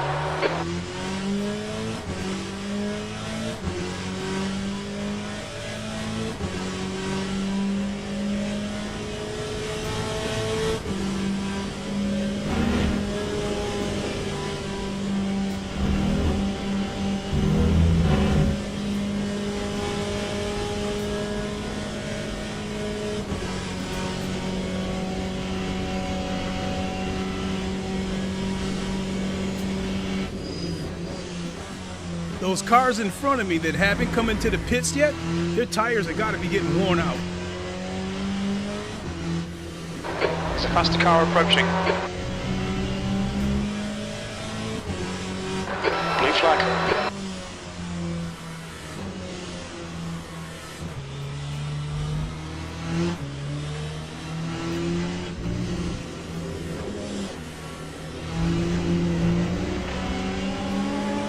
Clear left.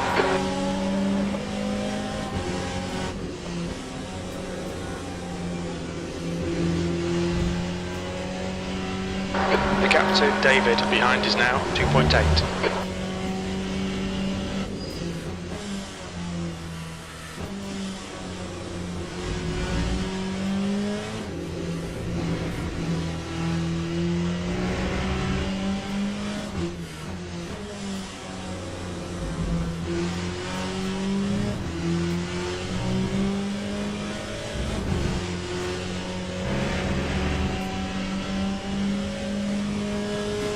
Okay, Clay, the next car is a lap behind.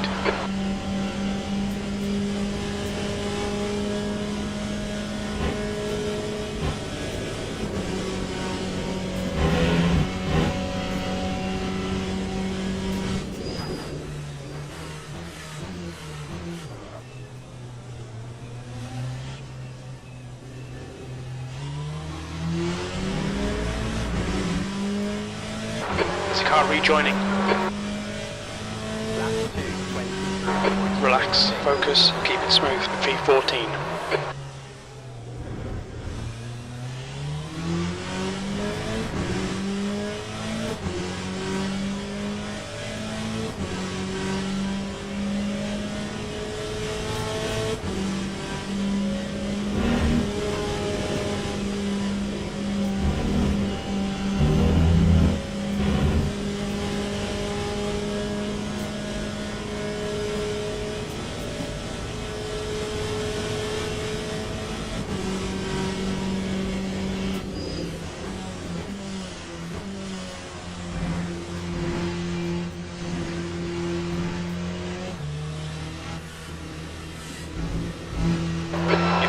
by the faster class cars.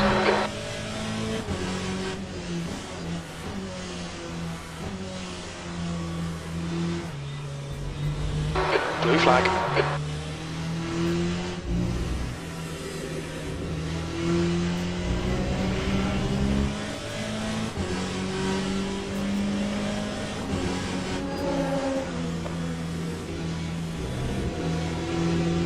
Sector 2 is yellow. 15th place is gaining on you. The gap is now 2.6 seconds. We can see Estra has binned it in. Who on?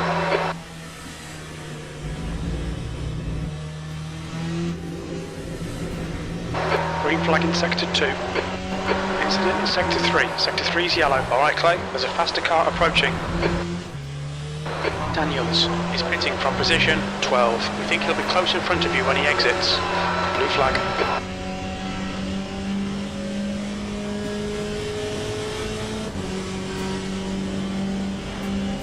What the fuck is he doing? Car right side's clear.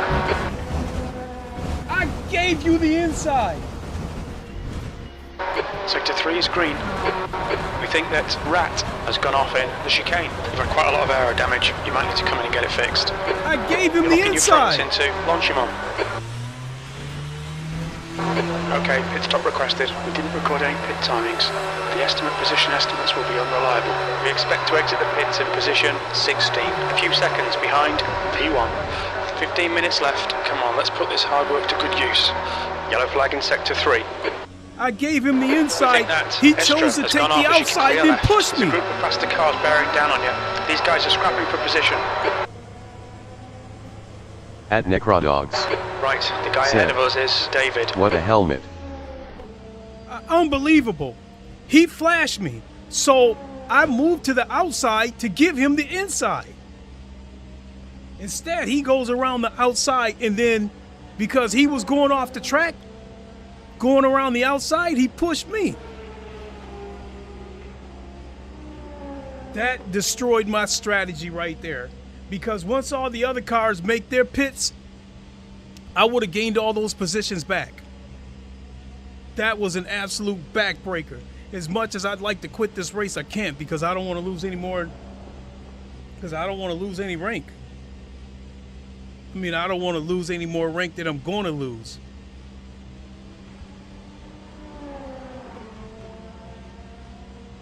Unbelievable.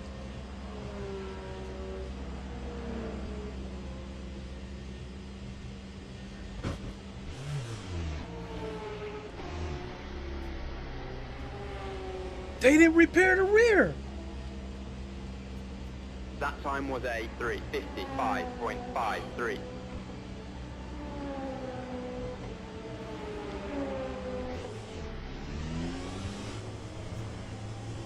I don't think there's any point going on. They didn't repair the rear suspension, so the car is going to snap.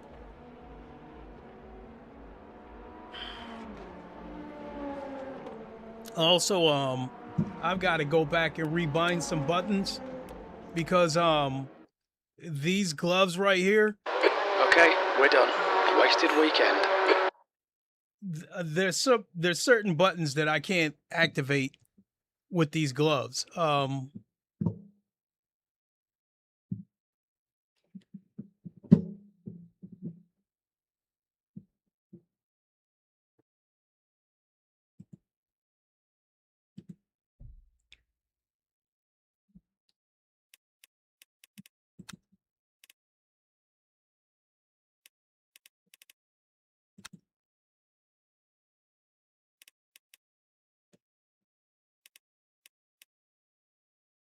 At Necrodogs. Said. That's painful indeed. Yep.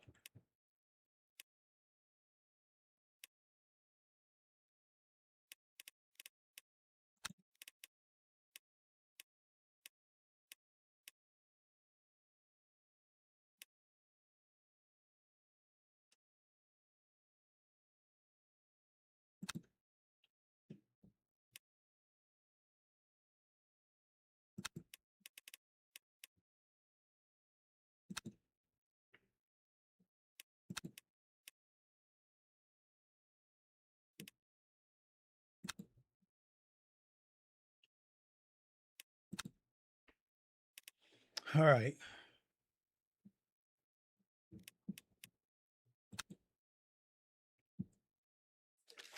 Unbelievable. Let me see what's up next. And then we might have time to go back and look at that replay and see what a dummy that guy was.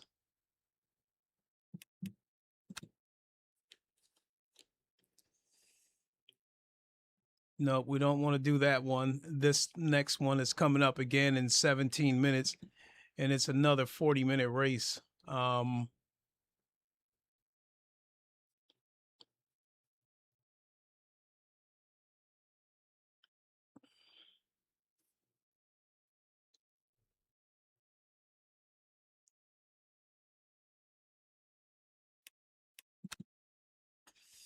Coming up next in 17 minutes, 37 minutes before that next one.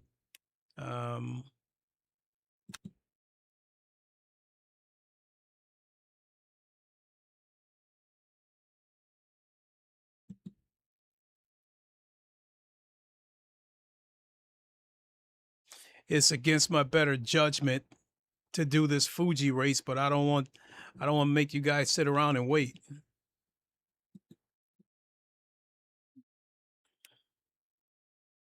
Somehow I'm still.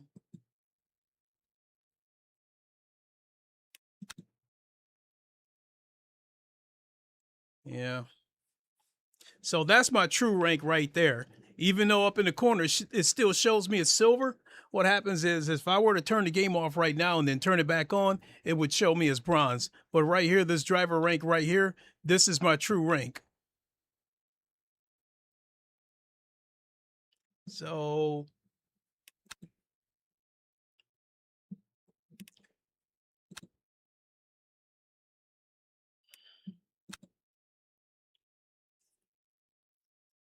six minutes.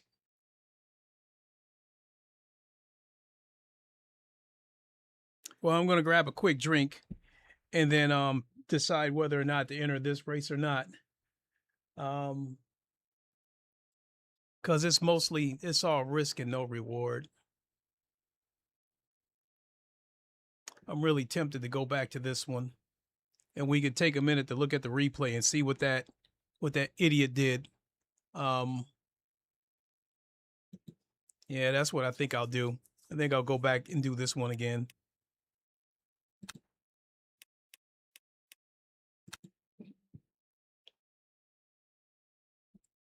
All right, folks, I'm going to grab a drink. And I will be right back.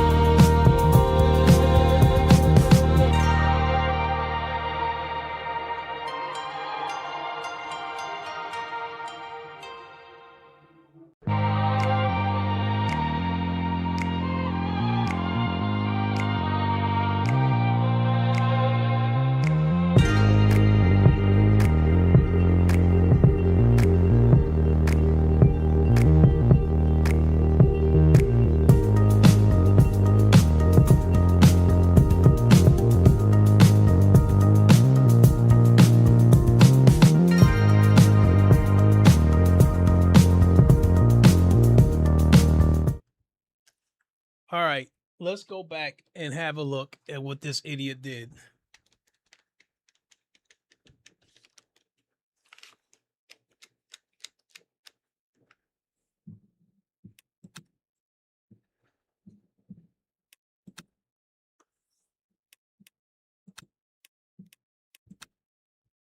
I gave him the inside.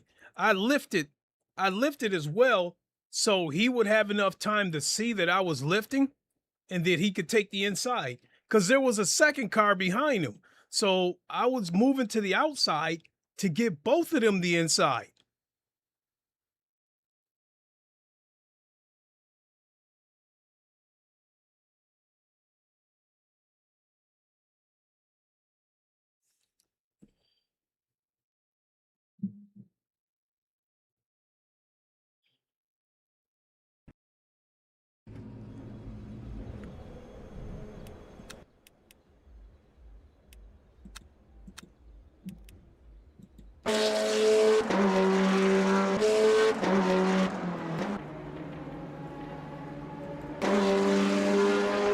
All right, so here they come.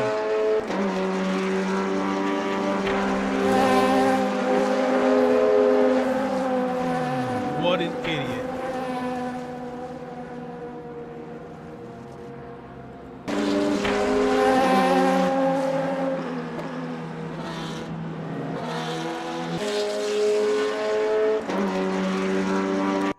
So let's go inside.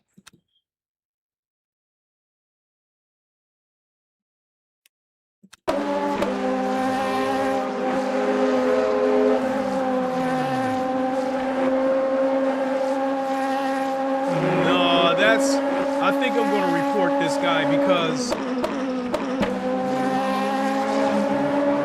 At Necrodogs said he probably assumed you were going to keep the inside and didn't pay attention. But now that I review this, it's on him to safely get around me. So even though he didn't take the inside, that's actually on him. So At Necrodogs said assuming is the recipe for disaster. yep. Now, in my opinion, he chose to take the outside. Now, his options are you stay on the outside and keep pressing it on the outside until you get past me, or you lift to get back on the track because he was trying to avoid, I think he was probably trying to avoid getting a track limit warning or trying to avoid getting a point.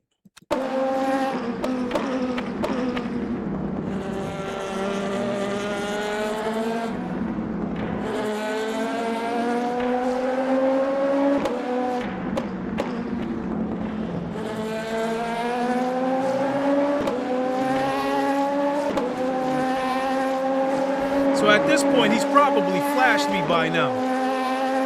Right there, he just flashed me. Look at that right there.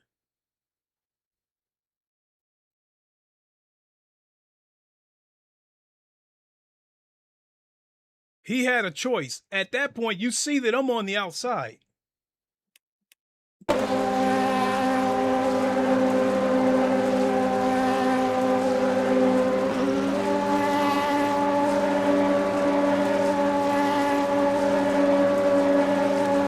Now, within the rules, I understand if he assumes that I'm going to take the inside. But right there, he made the decision to go on the grass. And right here, he came back on, hit me once, then did it again.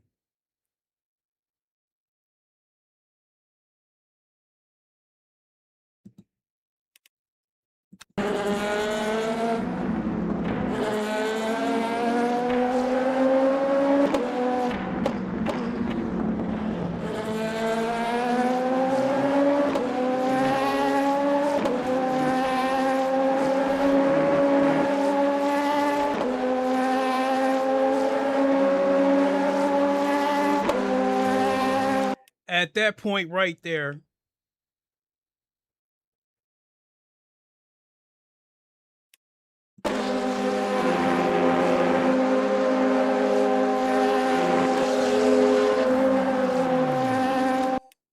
so what I saw was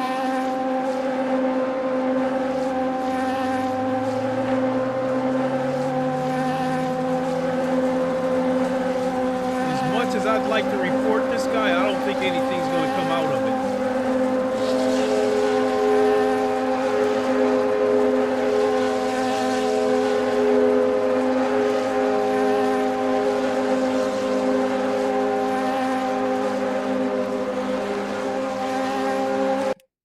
As you can see right here, even though I'm on the outside, I'm still on the racing line.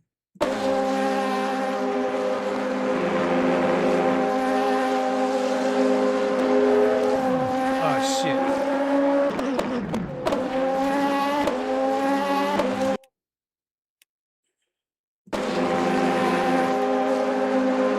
So right here, he's coming back onto the track as I'm coming to the outside off of the racing line.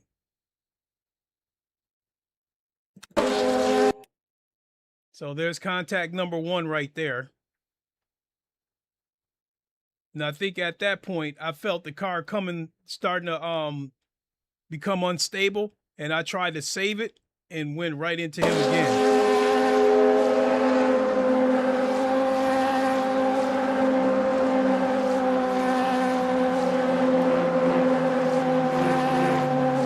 So let me see something here.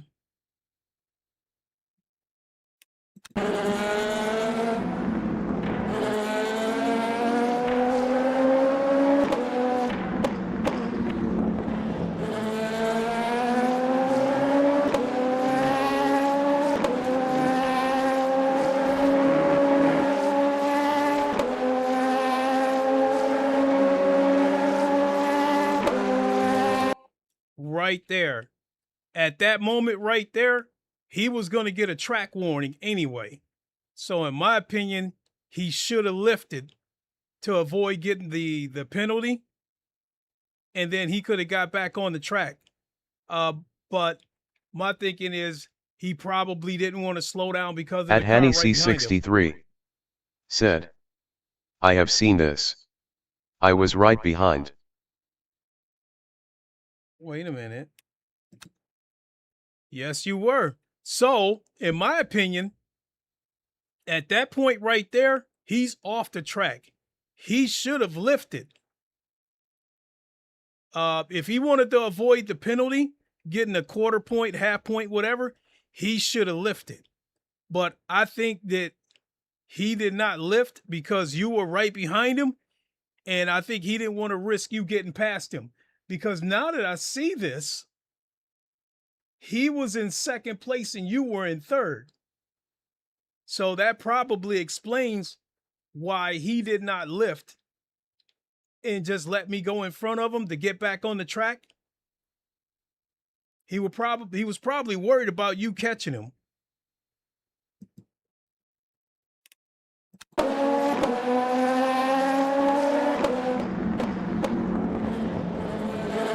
By the way, Henez, how you doing, teammate?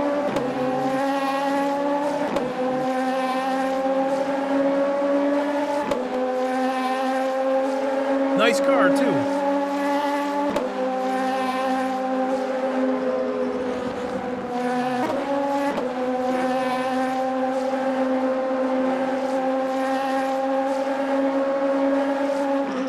Oh, that's very nice of you, Henez, to flash him. Looked like Henez might have flashed him for taking his teammate out.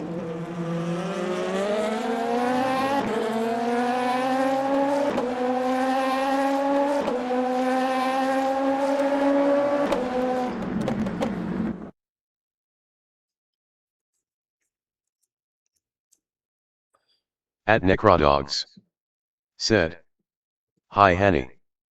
At Hanny C63 said, I'm good. How are you doing?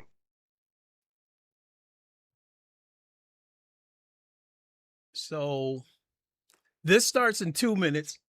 So I'll do this race and then I'll probably hang it up after that because it's 9 o'clock. And I want to unwind and watch some videos to get ready for work tomorrow.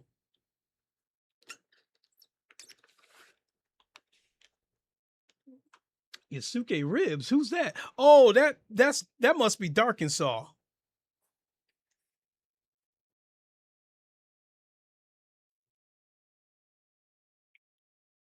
I recognize the profile pic. So I'm like, who am I friends with Yasuke Ribs? But yeah, I think that's Darkensaw.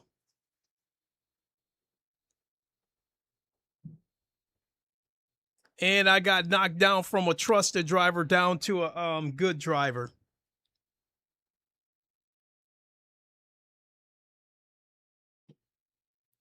You know what? Let's have a look and see how much rank I lost from that race. Because now it's showing me back down to bronze. I took a slight hit.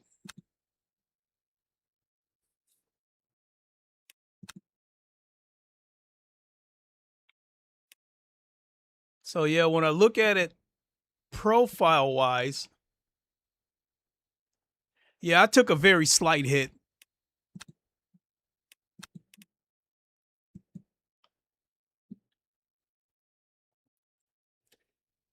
So, look at this. My teammate Henez jumps. He's registered for this race, and he's in the Corvette that he designed. So this will be a good race. Now, the strategy is what I'm not sure about.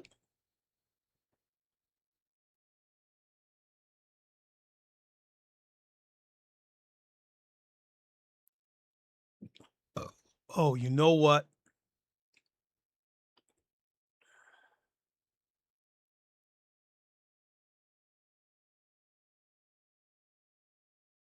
I'm trying to think, do I put hard tires all the way around on the car, or do I put hard tires on the left front? Because that's what's going to get worn out the most.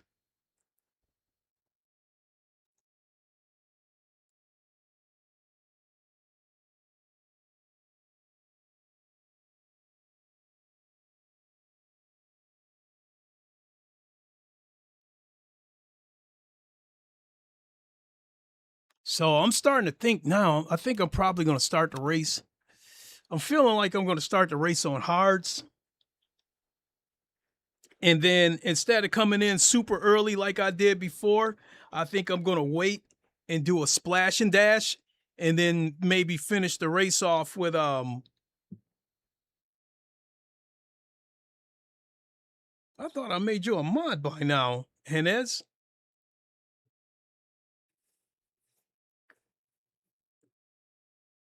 I'll have to make you one.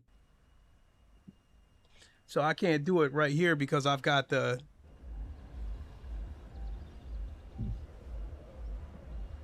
Because I've got speech chat open.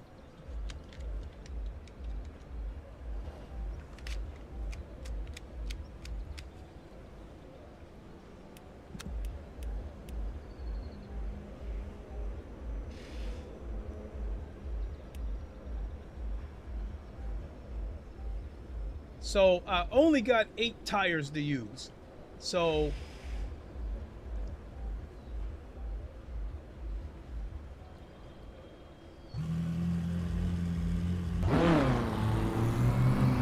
I'm going to qualify with the softs. Yeah, that's what I'm going to do. I'm going to qualify with the softs. And then I'm going to start the race on hards. And then I'm going to try to do a splash and dash.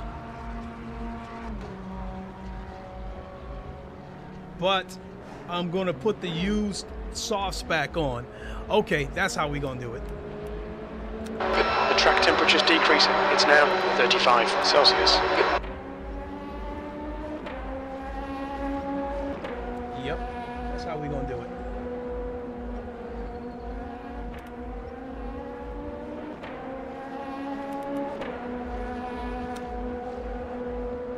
6 minutes for quali. That's enough to get 3 laps in, I believe. So I'll set it for 4.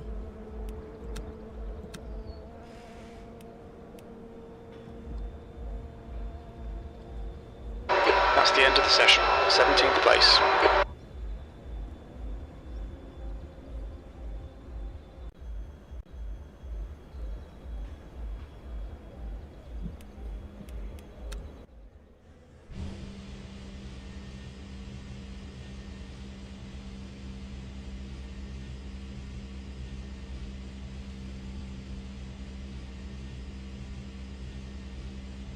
Let's go.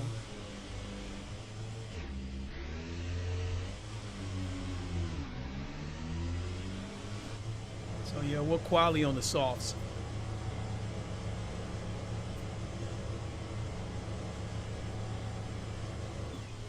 Your exit looks clear. Stay behind the line. Okay, Clay. We've got 5 minutes to set a lap. Let's get some heat into these brakes.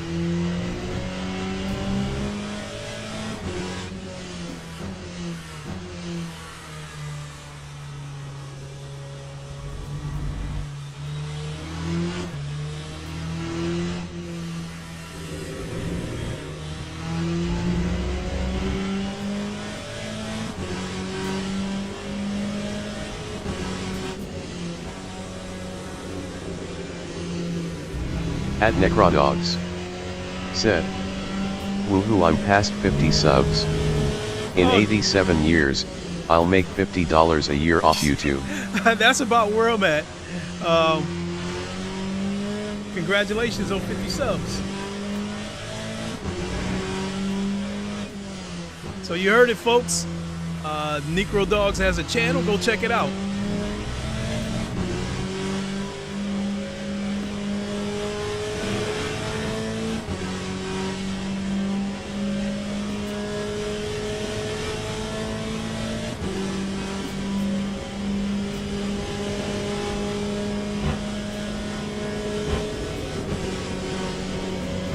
At Necrodogs said, "Planning my retirement face with tears of joy."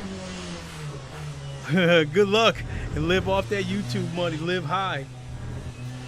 Car or clear right. On clear right. Okay, Clay. There's a car exiting the pits. Heads up. E9.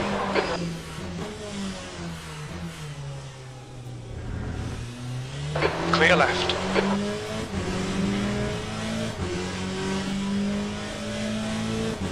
Clear left.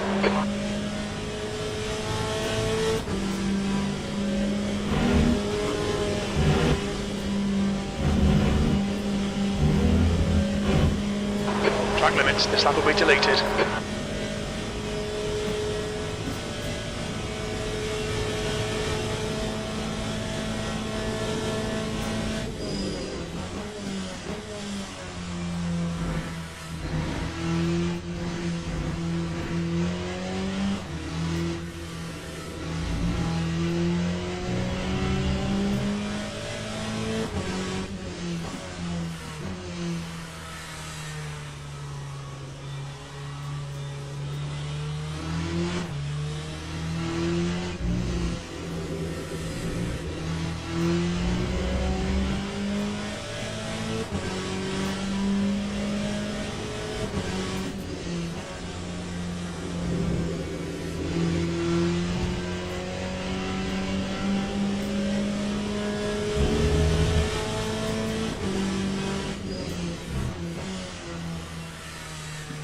That's 2 minutes left. 2 minutes.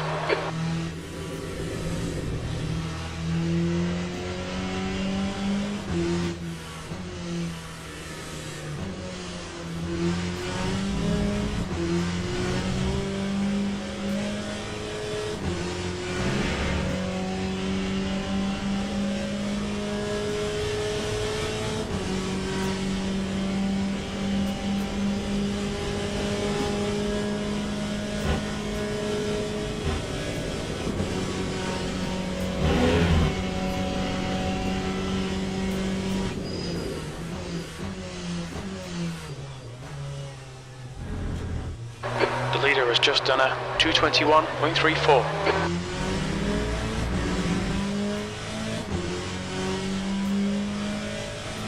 Time 2:20. P6.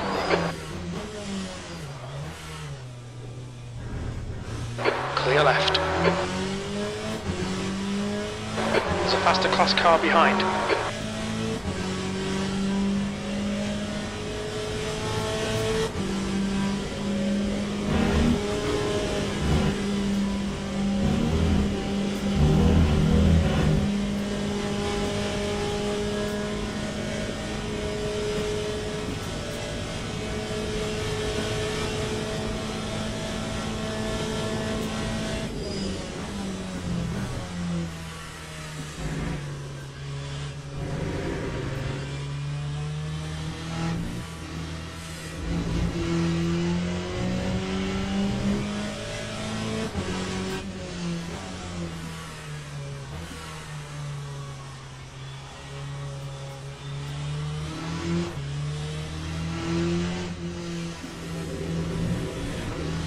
That's the end of the session, P10.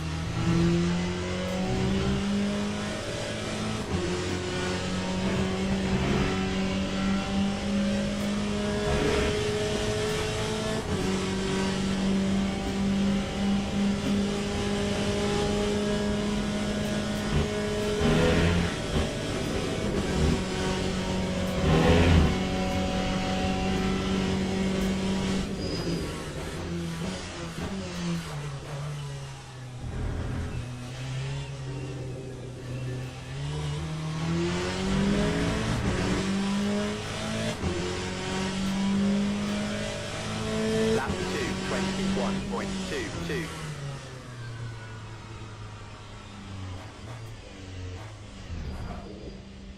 All right. Go to the garage.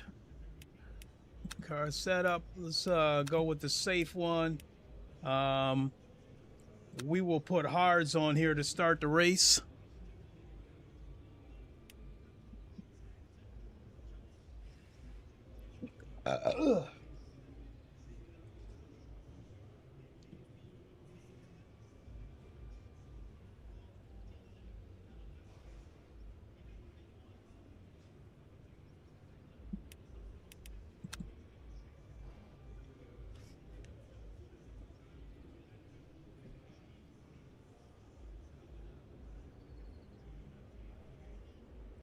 I don't. Teams and drivers go to the grid for a race start. Okay, so I'm going to call it 18 laps. 6. So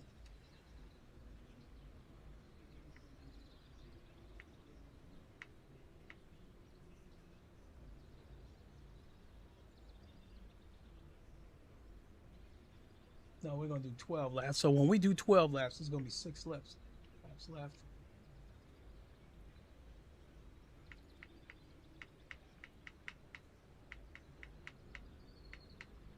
Formation lap has started. I'll leave it right there at 8 laps. And then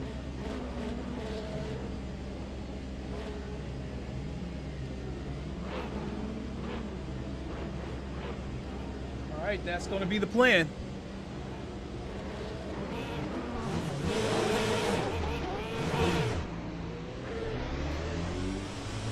So we're going to go 11, possibly 12 laps.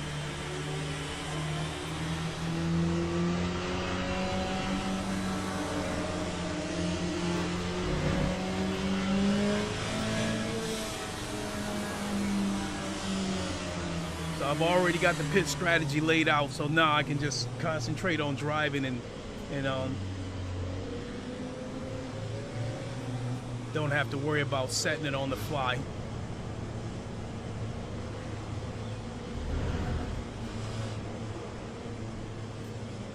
Green flag. Green, green, green.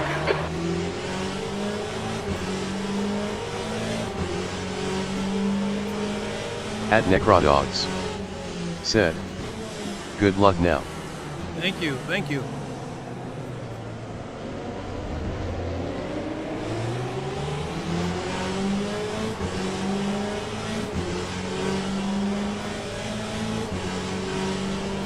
I'm gonna let him go because this idiot's gonna Clear try right. something.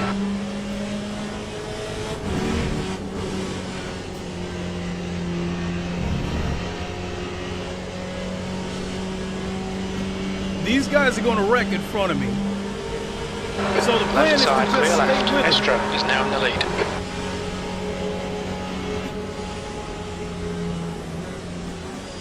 Yellow flag. It looks like Willis has binned it in Lacoon. Green flag in sector 2.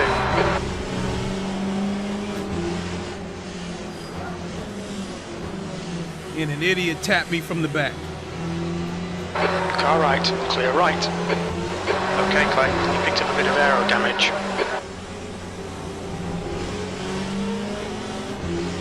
Fortunately, the damage hasn't registered yet. Clear left.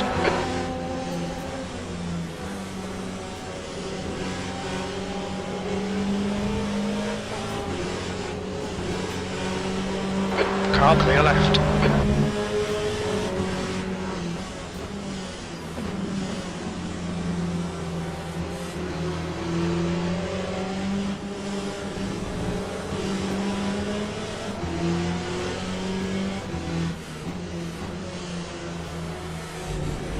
Oh my lord! Incidents in sector 2, yellow flag.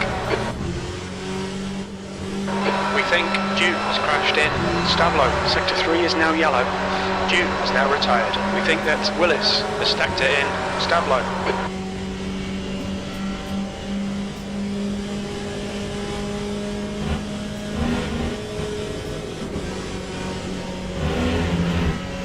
Green flag sector 3. Willis has retired from the race.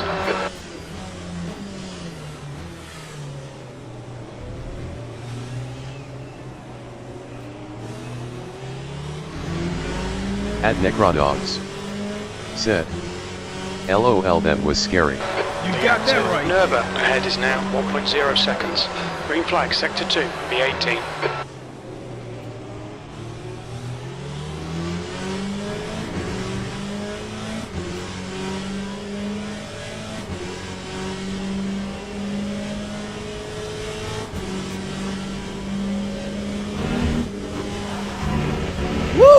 Class behind is pitting.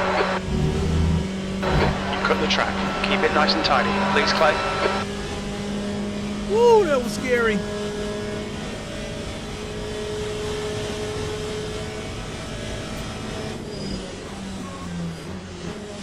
Yellow flag. The guy in front is Ryan. We think that Dave's got a coon. Clear right. Sector 2 is now green.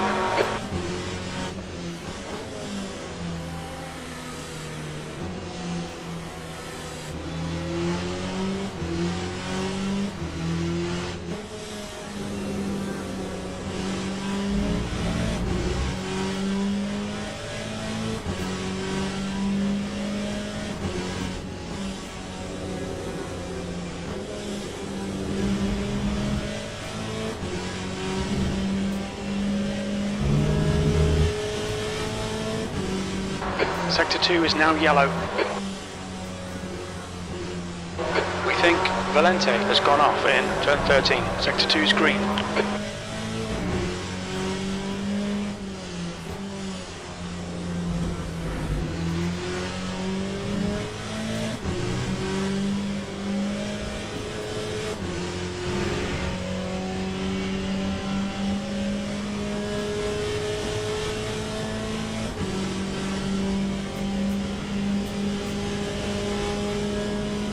At Necrodogs said, Spot always delivers. If you ordered Incident in carnage, Sector 1. Sector 1 is yellow. Yellow flag, keep your wits about you, mate. It looks like Estra has gone off in the chicane. Green flag in Sector 1. Green flag in Sector 3. That's a couple of gifts right there. Time 2:20. P15.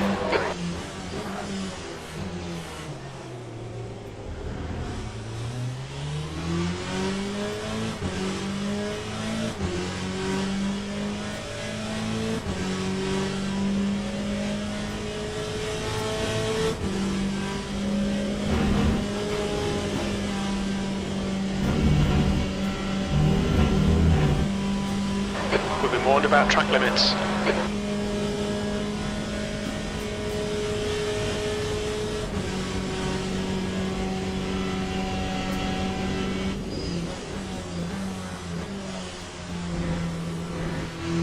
Valente is closing in. The gap is now 1.2.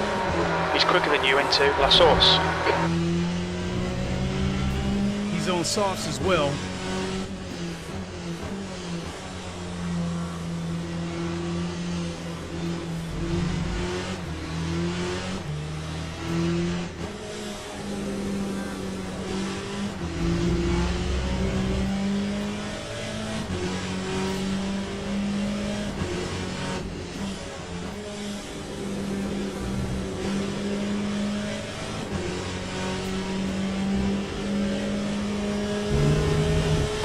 Yellow flag, watch out. Right side's clear. It looks like Bennett has gone off in turn 13. Oh, Clay. Come on, mate, defend your position. Sector 2 is now green. These guys keep giving me gifts, so when I come into the pits and finally put these soft tires guy ahead on, is hopefully I Valente. can make up a lot of this ground.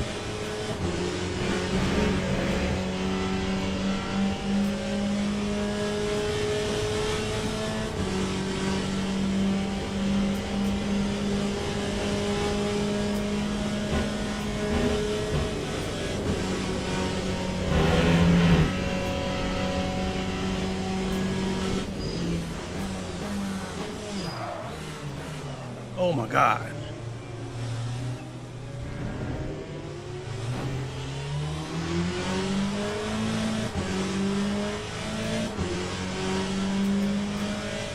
Time 2:20. We're seeing front locking going into the chicane. And this nitwit hit me.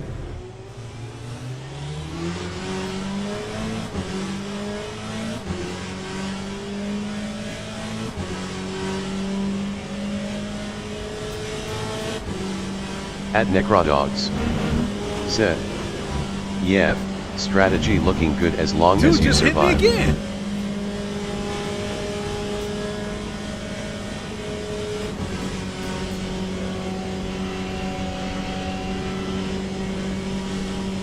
Yellow flag in Sector 2. Cotoni is now leading. Keep pushing, we might get him back.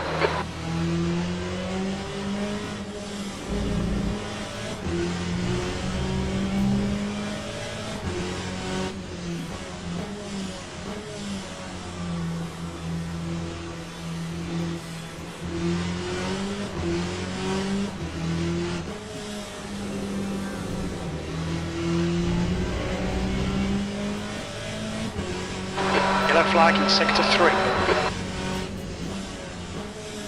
We think Bush has gone off in the chicane. Okay, Clay, the next car is Estra. Sector 3 is clear.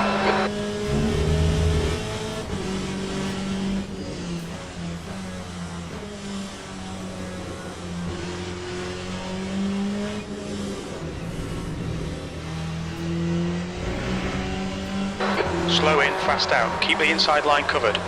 He's faster than you into La Source.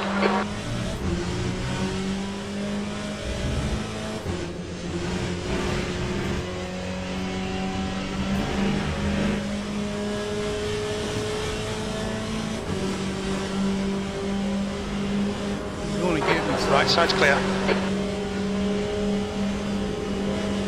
Come on, man, defend harder.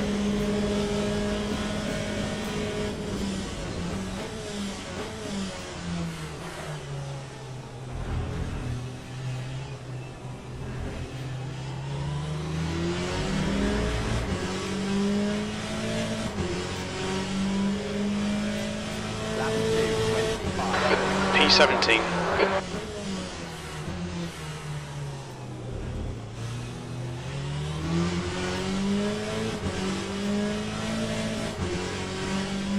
The car in front of us is now Bennett.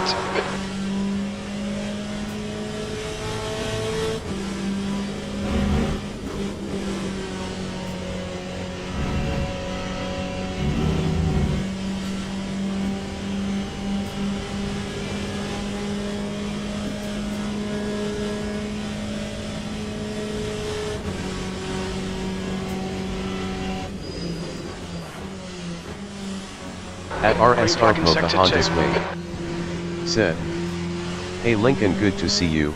Hello chat." Pocahontas, how you doing? Car clear right. Nerba has retired. Sector 2 is yellow. We can see Estra has crashed in Bruxelles. Green flag, sector 2. Okay, Clay, the next car is David.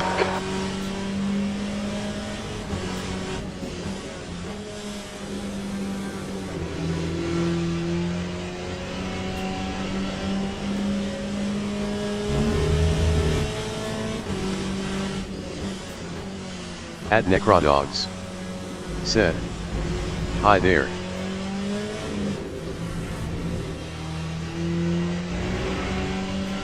The gap to At RSR P15 Pocahontas ahead is Wing increasing. It's now said, 0.8. "Hanging in there, thanks for asking. HRU." Good to hear. I'm doing good. I'm dealing with some health issues, but all in all, not bad.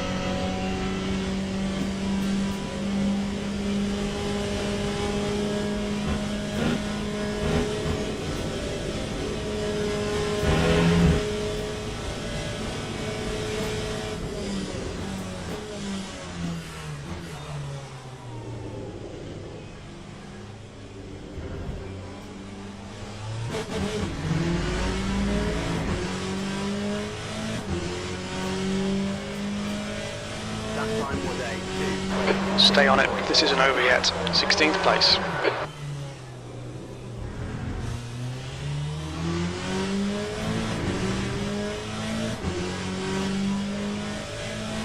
You're locking your right front going into La Source.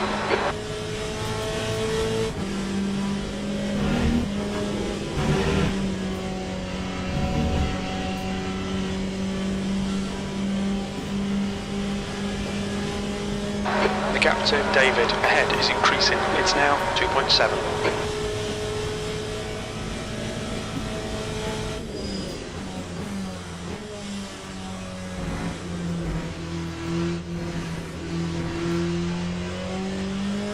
Now, when these other cars decide to come into the pits, if they keep their soft tires, they're going to be sitting ducks.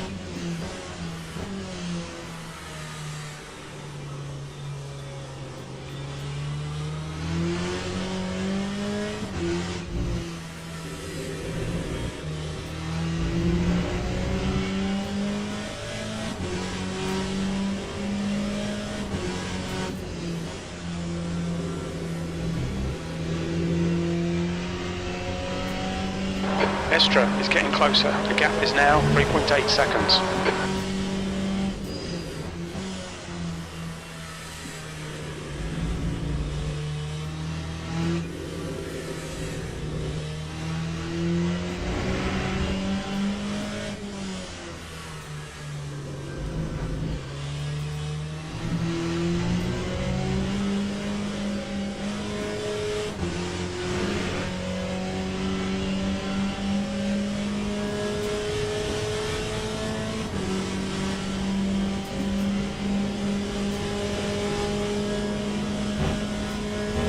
At RSR Pocahontas Pink said, "I feel you, a lot of us have that in common. It seems will keep you in my prayers." Thank you so much. I At appreciate it. RSR Pocahontas Pink said, "Hand pink waving necro." It's a car exiting the pits. Incident in sector 2, yellow flag.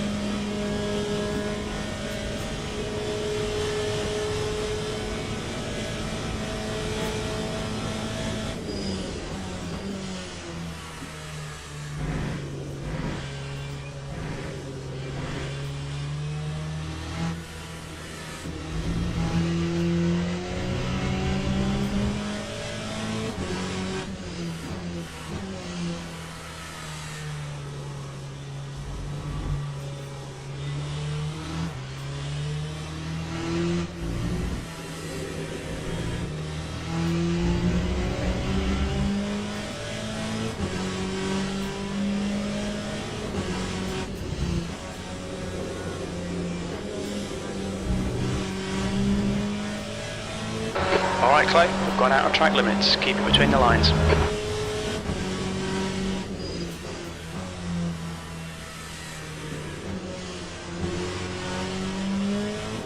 The car in front is Bennett. Estra is closing you down. The gap has come down to 1.1. Sector 1 is yellow. It looks like Johnson has gone off in Radion. Sector 1 is green. Might have a flat spot. Johnson has just retired. Blue flag. You're being caught by the faster class cars.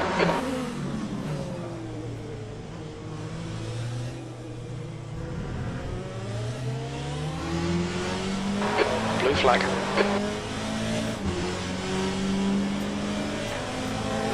Clear left. 5.08.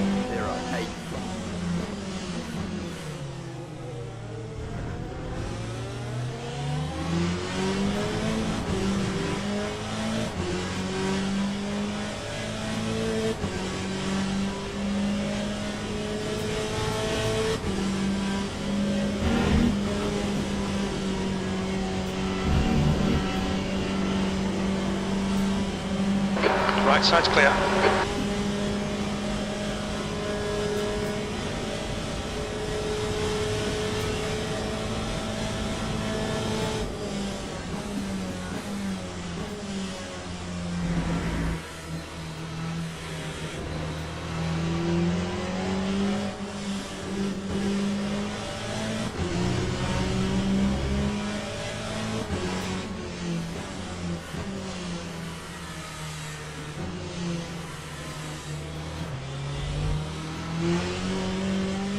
There's a group of faster cars bearing down on you. The gap to B16 ahead is increasing. It's now 0.8.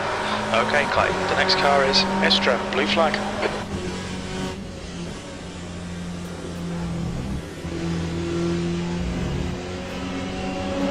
Clear left. Clear left. Clear left.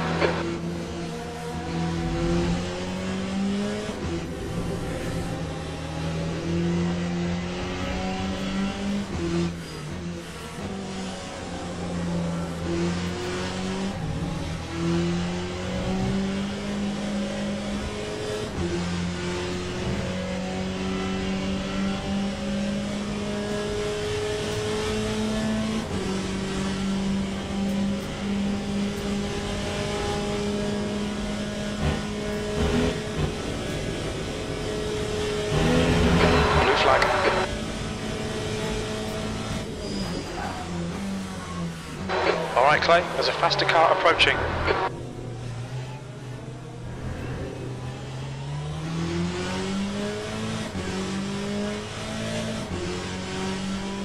Sector 3 is yellow. 25.70.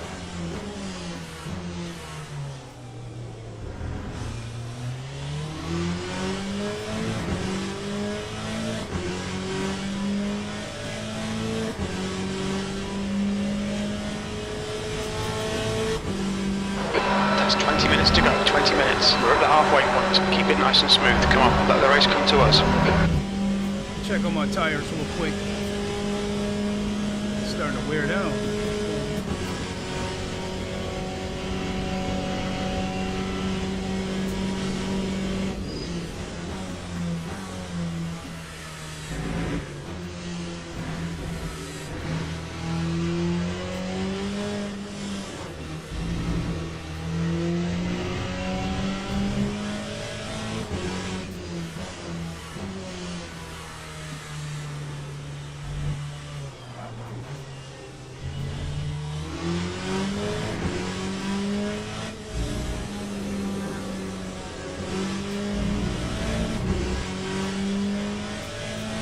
Green flag, sector 2.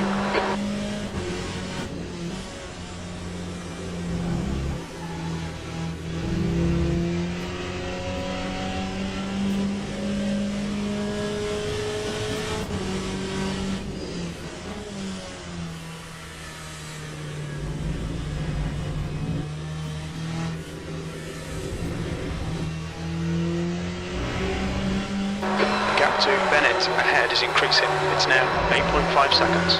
Car in front is Bennett.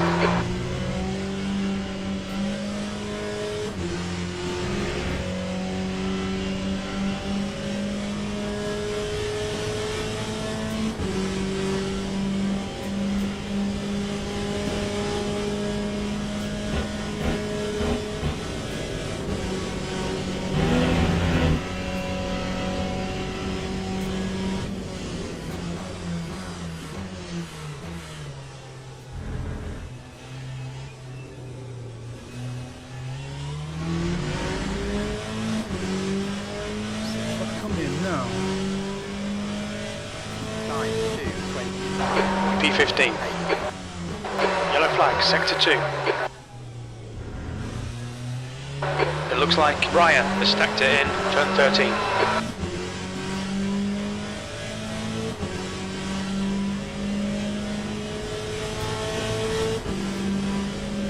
Sector 2 is clear.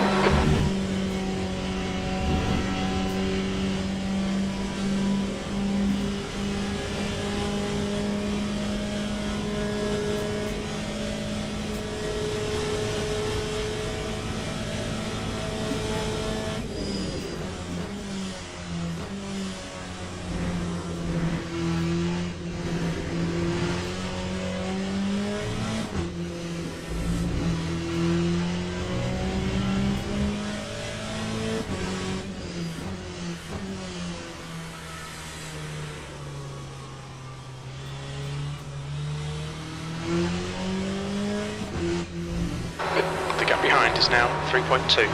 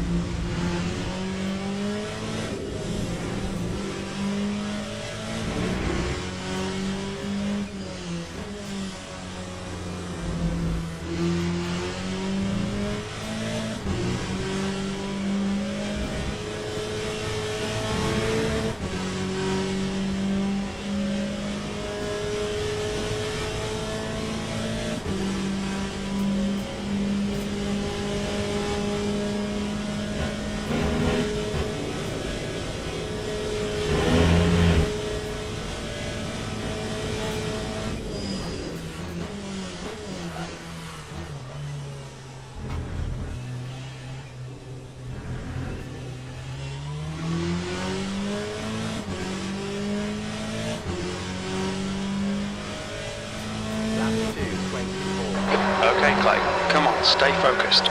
Apexes and exits, apexes and exits. E14.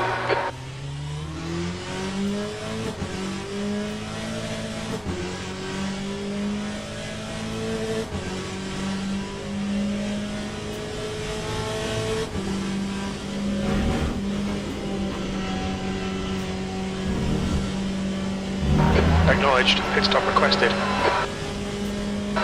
15 minutes remaining, 15 minutes to go.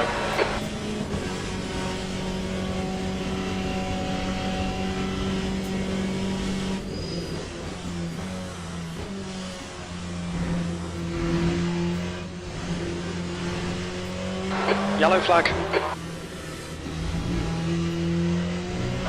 Pit crew's ready.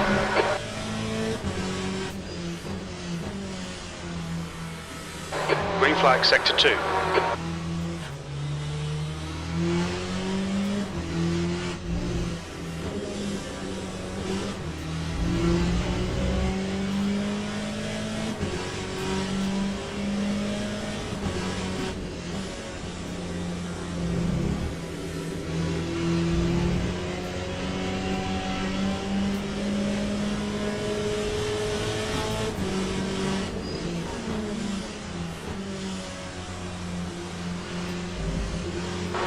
Don't panic.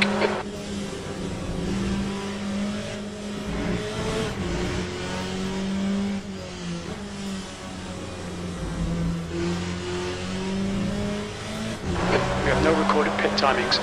The exit position estimates are Oh, that's Arkansas! The exit pits will be in P16. There's a group of faster cars approaching. They're fighting for position.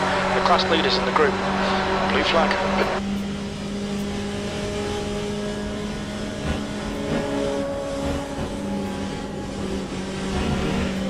Green flag in sector 3. We think that Bennett has binned it in the chicane. We've gone out of track limits. Keep it between the lines.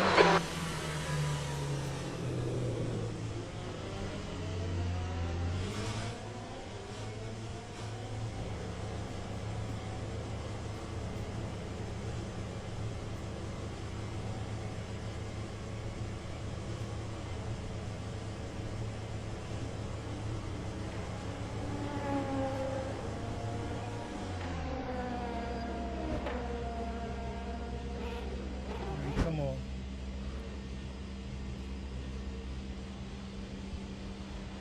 Damn, I'm gonna lose a lot of time from the damage. That hurt, the damage. Maybe I should have skipped it.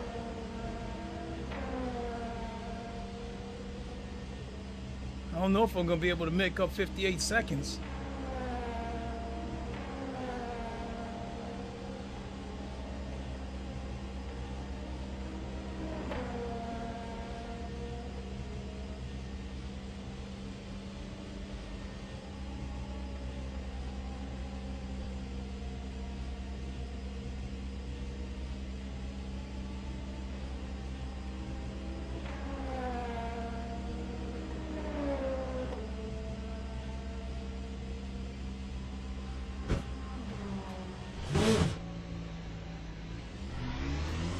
That time was a 3:41.46.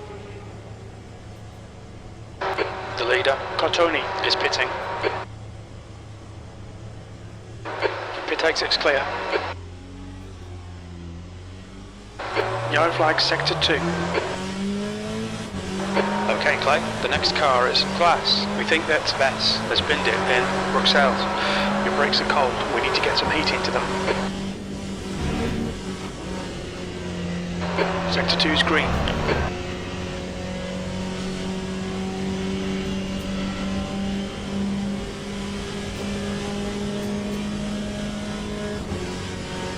I might be able to chop a couple of them down, but Blue flag. There's a faster class car approaching. Clear right. Yellow flag in sector 2. We think Vets has gone off in Huon.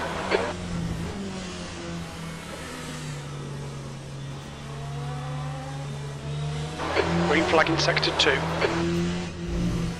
The gap to Glass ahead is increasing. It's now 8.2 seconds. Yellow flag sector 2.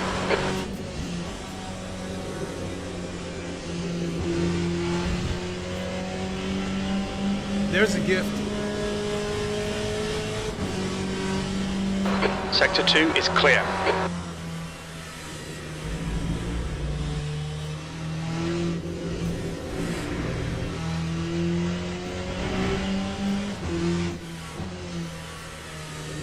Okay, Clay, 10 minutes to go. That's 10 minutes left.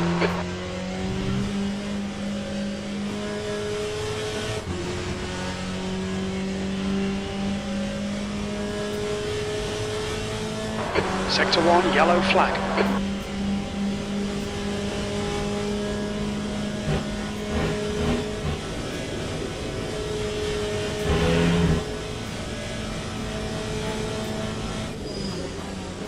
Green flag, Sector 1. David has retired.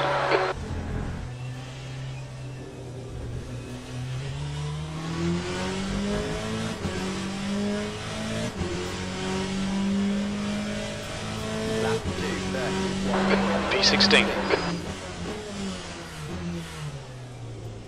The leader's pitting now.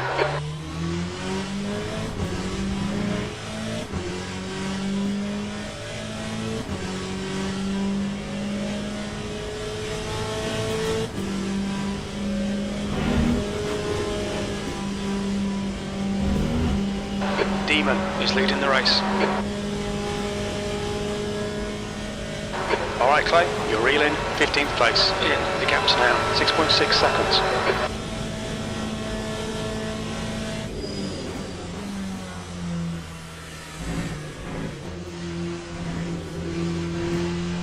Bess, behind is pitting.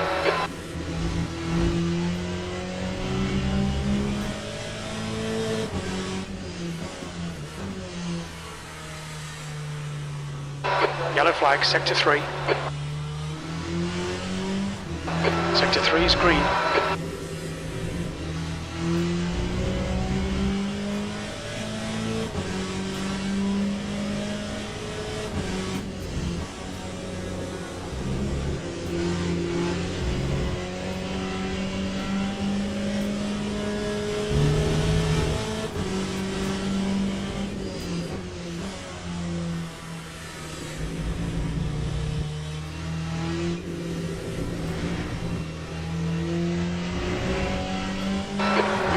Class, in, the gap is now 6.0 seconds.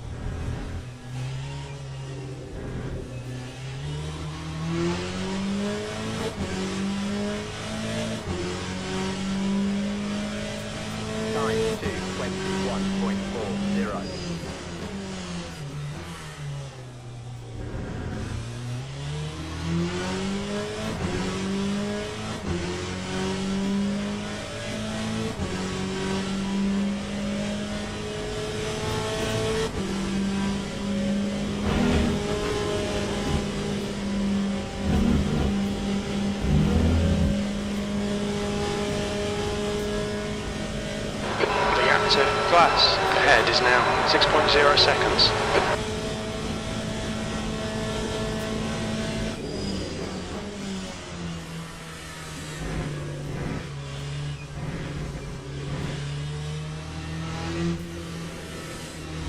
Incident in Sector 2. Sector 2 is yellow. Green flag, Sector 2.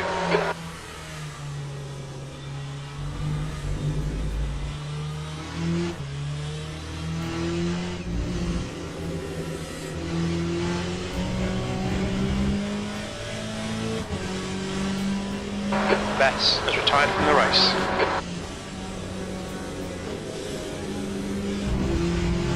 Ryan is entering the pits. He's in P11. He should come out close in front of you.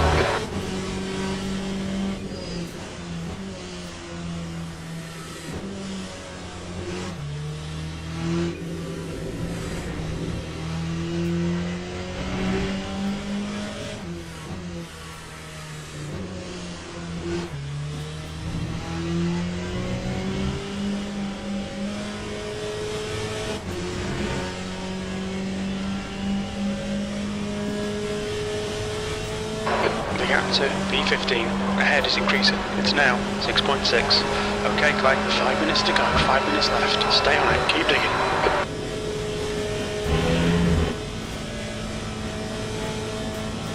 Yellow flag. We can see Class has crashed in the chicane. Sector 3 is clear. Green flag.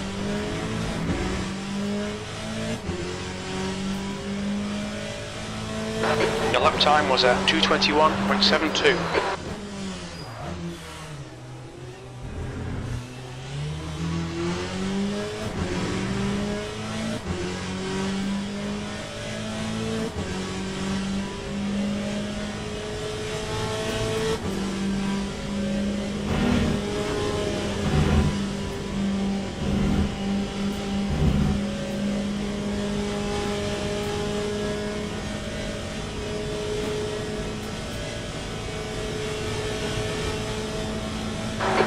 Flag.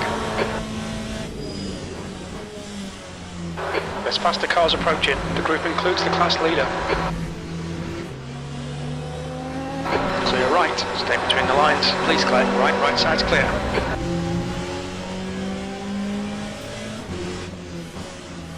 That killed any momentum I had to try to catch the car in front of me. Incident in Sector 3. Sector 3 is yellow. We think Ryan has stacked it in the chicane. Sector 3 is now clear.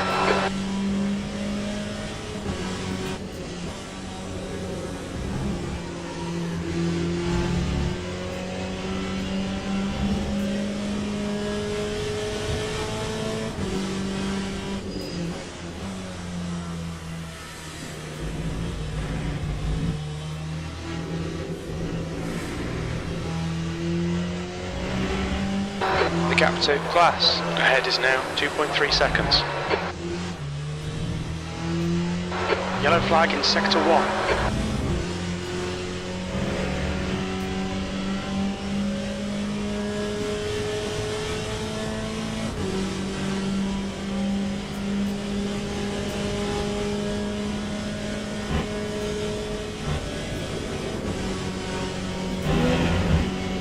Yellow flag in Sector 3. We can see Estra has gone off in the chicane.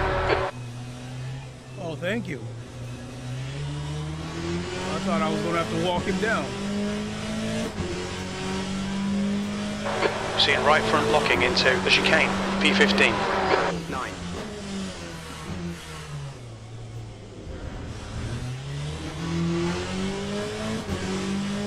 Two minutes to go. 2 minutes.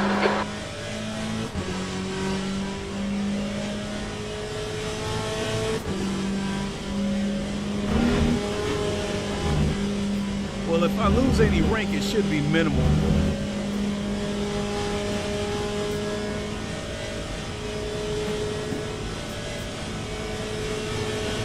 The next car is Estra.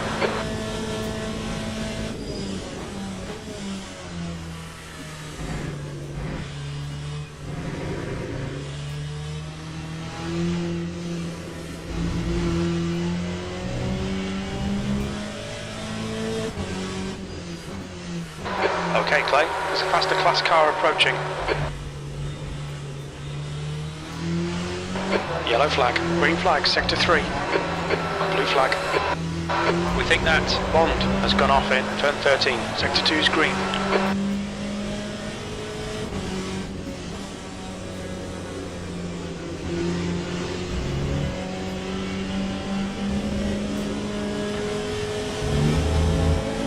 Clear left.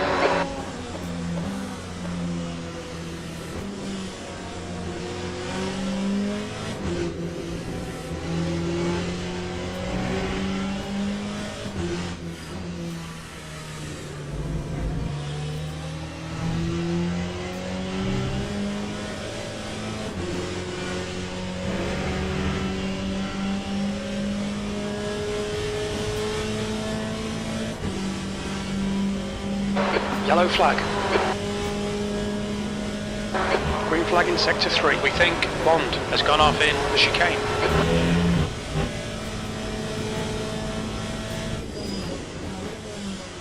Blue flag.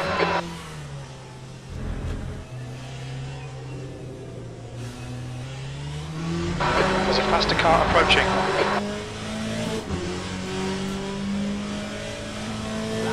Incidents in Sector 2, yellow flag, 1 more to go. Sector 2 is now green. It looks like Ivan has binned it in Lacoon.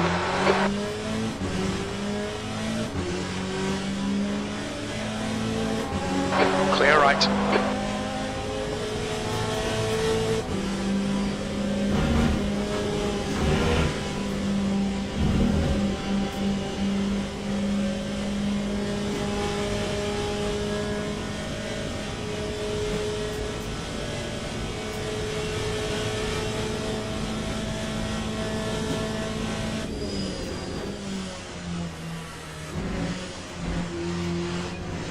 Blue flag. Faster car behind.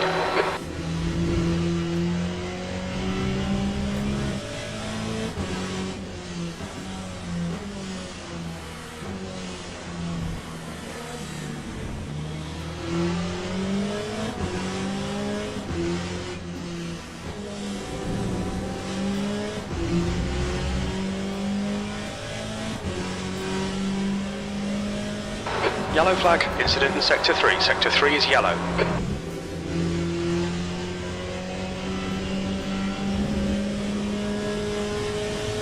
Okay, Clay, you're reeling. 14th. In, the gap is 6.9. Green flag in Sector 2. Sector 3 is now clear.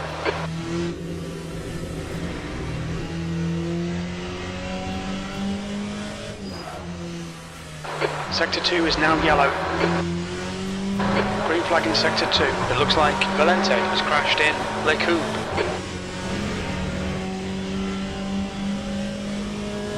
Mastery has taken the win.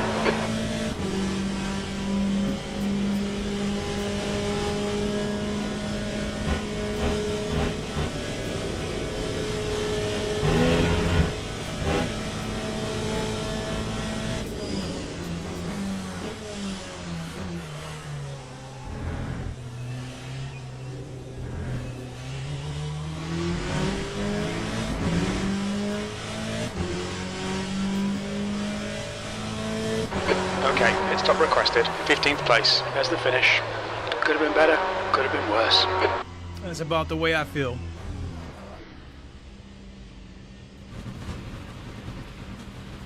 Oh well. So that strategy sort of backfired.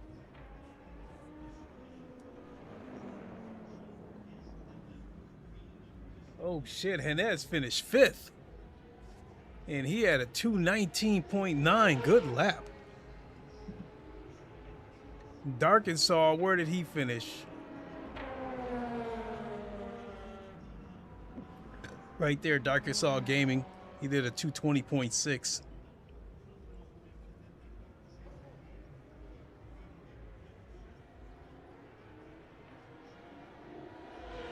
So one of those laps, I was on my way to doing At a Hanny 220. C63 said, "No, I was leading and then I lost the connection to the server." Ouch.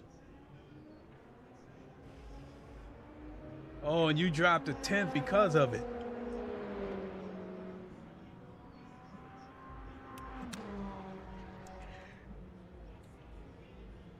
Whew. Time is it? 10 o'clock?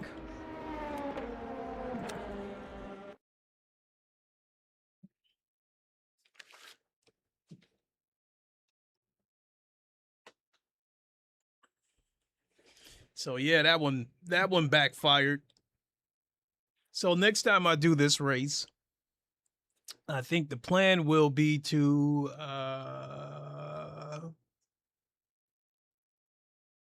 I don't know, either start out. So the next time I do this race, the bottom line is we'll use mediums and softs instead of instead of softs and hards. That did not work out.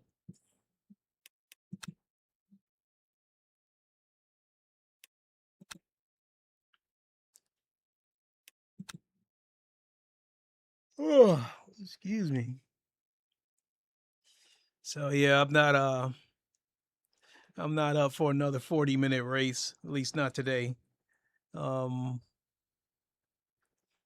I guess I'll just wait to see what the results are. Let me see, today's Tuesday. I do plan to come back one more time this week.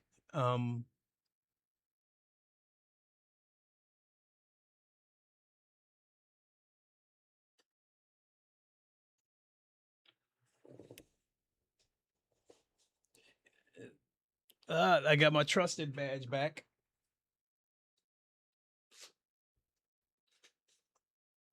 So I wonder if the results are ready to be viewed.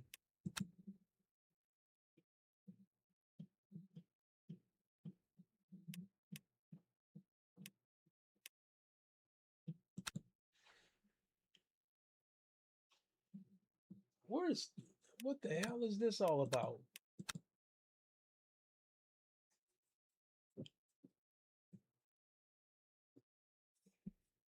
Making me agree to the rules in the middle of this shit? I mean, I've seen this before, but I guess that explains it. I might have to close the game down and reboot it.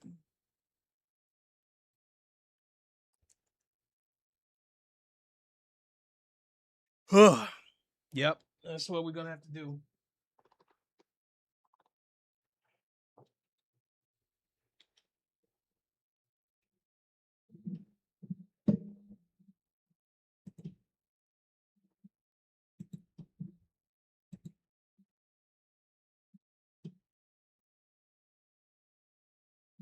All right, let's go. I see. I also see Graybeard is online too, but let's see if he's. No, he's active. It doesn't show him as being in sleep mode or AFK or whatever.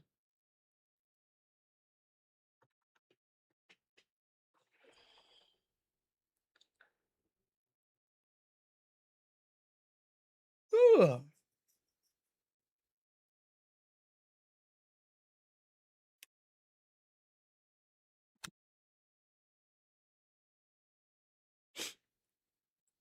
All right, let's see the damage. Oh, I took another hit.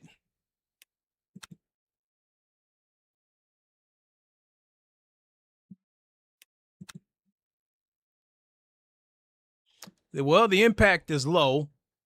Wait a minute.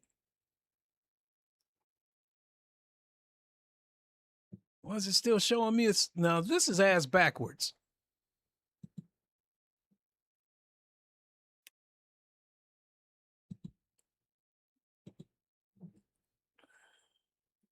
So it's showing me as bronze right here.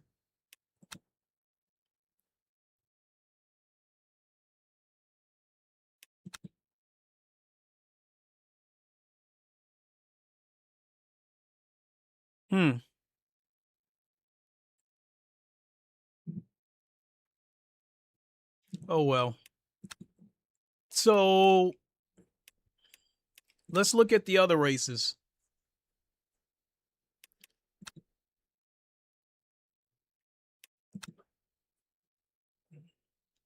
So, like I said, with these silver races, I'm kind of done with these silver races. I mean, not the silver races, the bronze races. I'm kind of done with those. Said. GG Clay. At Dark and Saw. Said. I was in there. Yeah, I saw you, Dark and Saw. Man, you came in like a missile too. And I'm not the type of person that really blocks unless it's like the last lap. I mean, or defend my position, as you will. But once you got past me and you flashed, I'm like, why is he flashing when I let him through? Oh shit, that's Dark and Saw.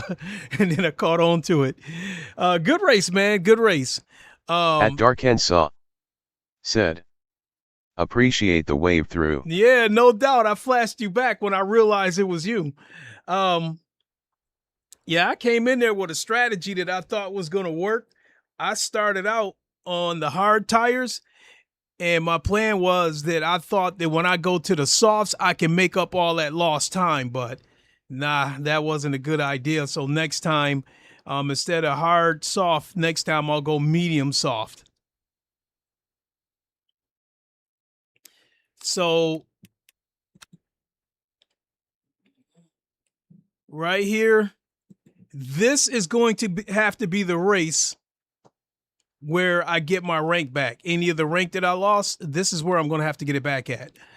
The weekly race.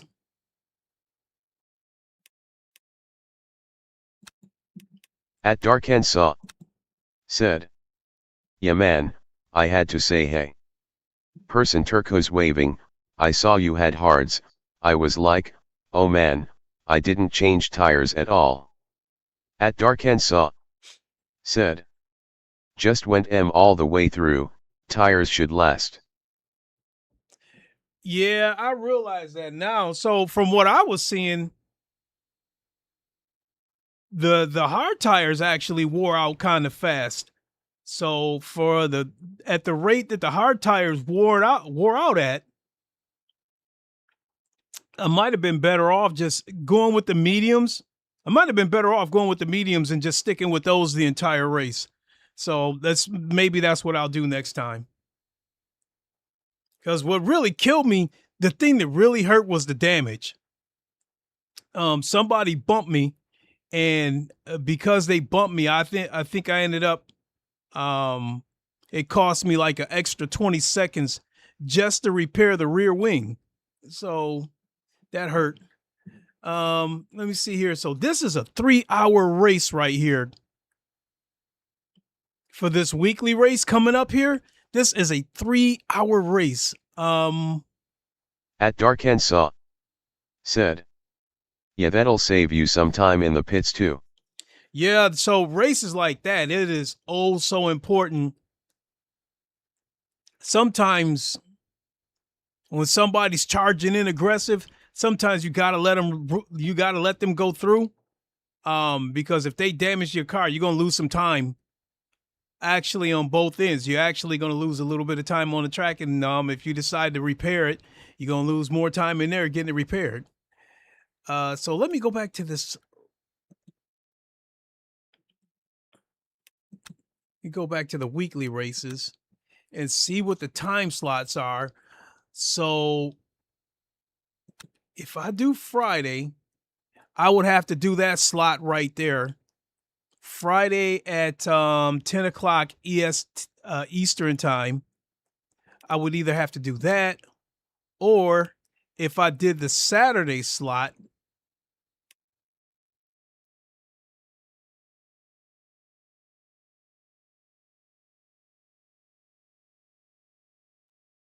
yeah, I could do the Saturday slot at 10 o'clock as well. So yeah, Friday or Saturday. You know what? And while we're here, let me go to my stream.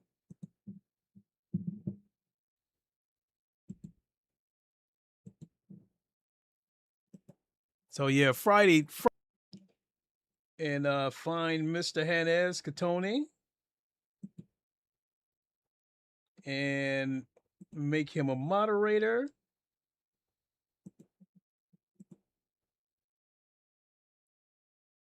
And you know what? Let's give Miss Pocahontas a wrench as well.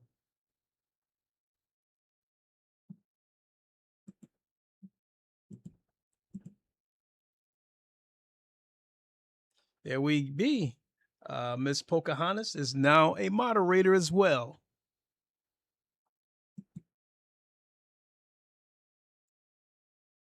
At Darkensaw said, how much DR can you gain in a 3HR race? At Darkensaw said, most I've done is 1 HR 20 minutes. Okay, let me show you real quick, Darkensaw. So I'll just hit this 4 o'clock slot right there. Right there, 4 times the DR. So if you do that race and you can get into the top 5, you will gain a lot of rank. So if you want to drive driver rank, right here, these bronze races ain't it. You only get 1 time the safety and driver rank, and these ones have the most risk versus reward, because you know how treacherous it is in these bronze races. You know how crazy it is.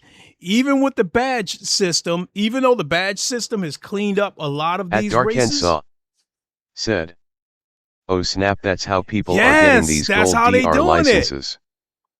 In the aliens, that's how they got up there so fast, because they were already fast to begin with, and then they do these endurance races.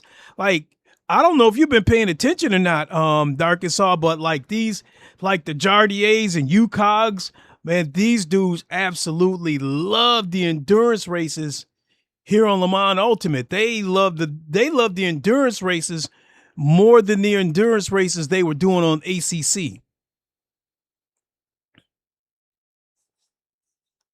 Yeah, so let me show you again, Darkensaw. So right here, these silver races said, they killing. Yeah, they on it now. So right here, this silver race will get you 2 times the rank.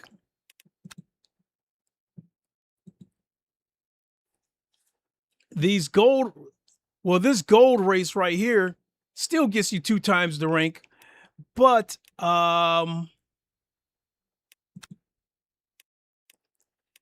if you, let's see here, if you do this one right here, this hypercar race, it's still 2 times. So yeah, if you want to gain some massive rank, do this weekly race here coming up on the weekend.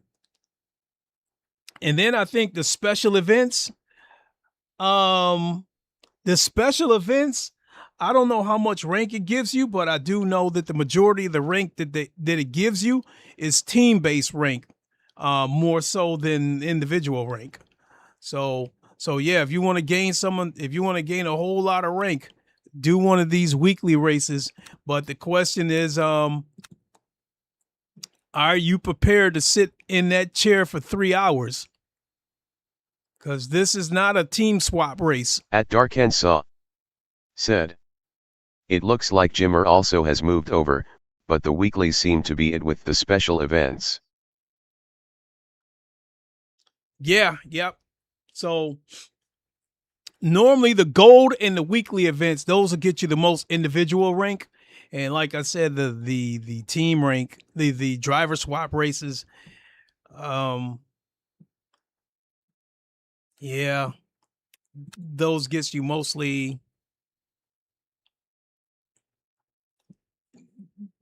that gets you mostly team rank. I think they're planning to do another 24 hours of Le Mans at the end of this month. So I don't know,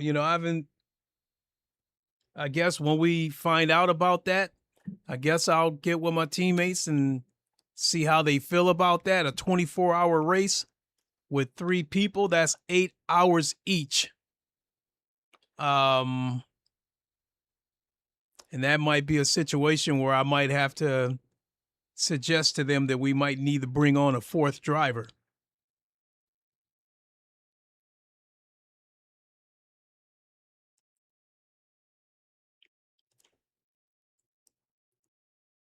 So, damn, 3.5 hours. Hey, but I didn't gain any rank. I lost rank, but I still had fun, no less. I'm not even going to bother reporting that guy. I mean, now that At Darkensaw said, they seem to be getting it together. I haven't done a 24-hour since last year's Daytona on iRacing. 24-hour race since Daytona on iRacing. Okay. Well, the 24-hour race they did said, they did a 24 we hours died of at Spa 17 here hours earlier a couple of months ago, and that there was some like a couple of minor network issues, but for the most part it went pretty well, and a lot of people really enjoyed that race. But we died at 17 hours. Ouch.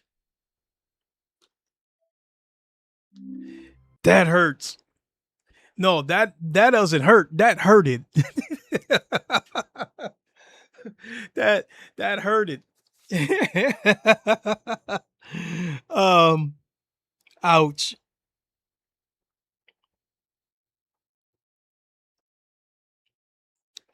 Well, Dark and Sun, I will talk it over with the team about the next 24-hour event. And first things first, I'll see if they want to do the event. And if they want to do the event, and they're okay with us looking to bring a 4th driver on board for this race, you could hear from me on that. So keep your ears perked. At Darkensaw said, yeah, I do enjoy a good race. I'm gonna go back and watch the race from your point. Let me know if you need another for the 24. Ah, there you go right there. You just took the words out of my mouth. The scheduling with my teammates could present a challenge because Hannes lives in Germany, which is 6 hours ahead of me.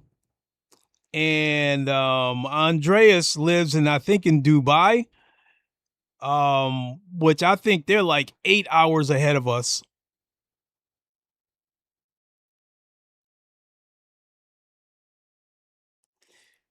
And I assume you still live in Arkansas. And if I'm not mistaken, that puts you about 2 hours behind me. Like right now, it's 10:24 Eastern time. So I think if you're 2 hours behind me, that would put you at 8:24.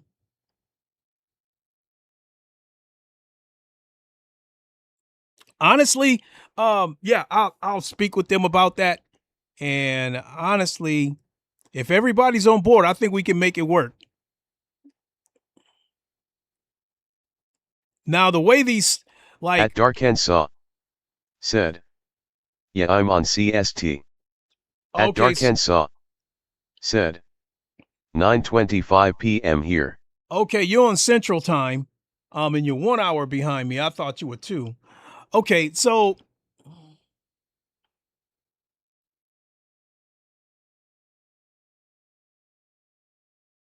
the catchy thing about, okay, so it's a 24-hour race, correct? Let's say the 4 of us do this race together. That's 6 hours each, but it's not going to play out like that because of fuel and tire wear. It's not going to play out like that where, okay, I do a 2-hour stint. It's not going to come out to be 2 hours because of how the fuel consumption and the tire wear plays out. It could be a situation where I might actually be doing 1 hour and 45 minutes or 2 hours, 2.5 hours, depending on how things play out.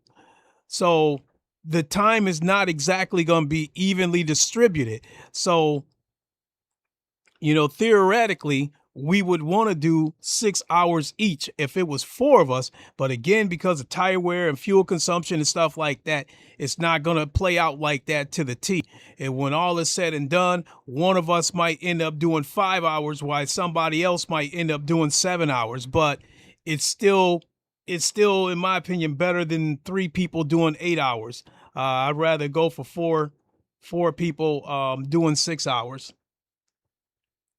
And then Circuit de la Sarthe is one of the tracks that I think I'm At decent at. Darkensaw said, someone may need to double or triple stint. Well, these driver swap races, Darkensaw, I've done about maybe 6 of these races, but I think we finished 3. Andreas and I did one at Fuji, which was absolutely terrible because of the rain. It rained like several times throughout that race. It was a 6 hours of Fuji, and when that rain came down hard, there was cars all over the place. Then I did the 6 hours of Coda, and Hanez got sick during that race, so I ended up driving for 5 hours.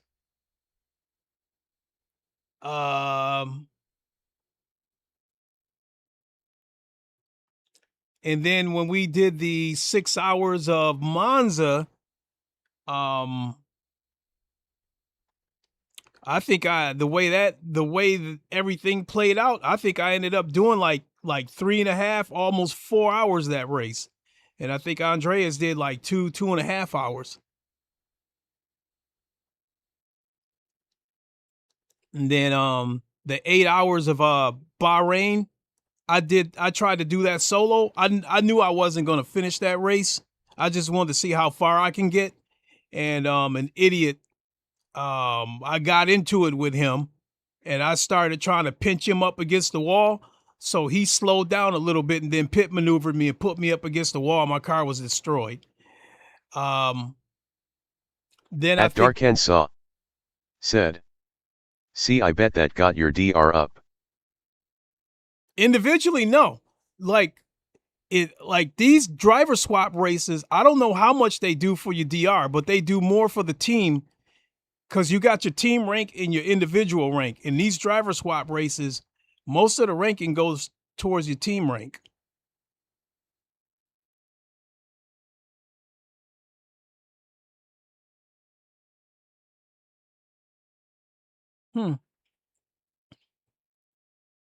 So yeah, as far as your individual rank goes, Dark and Saw, it's these silver and gold races and the weekly races is what you want to do. Like basically stay away from these bronze races because they give you this much rank, but they take away this much when you have a bad race. And then these races are it's tough because you got a lot of idiots in there. And the crazy part about it is they're fast DJ_Stevens too. said, on average, how long is a driver swap in comparison to staying in the car and fueling? Well, if you're talking about when you actually make the driver swap, when you pull into the pits, I think there might be like I can't remember, there might be like a 5-second countdown. I can't really remember, but that is going on simultaneously while your car is still being fueled and tires are being changed. So it's not a situation where, let's say it takes 10 seconds to change your tires and 5 seconds to change drivers. It's not going to be a total of 15 seconds. It's going to be a total of 10 seconds because the 5 seconds that it takes to change drivers is within the 10 seconds that it's going to take to change your tires. So it's like, so when you change drivers, it's running simultaneous with whatever else is going on in your pits. It's not something that they tack on till your total time. At Oaksit said, what's good, Lincoln? OG, how's it going?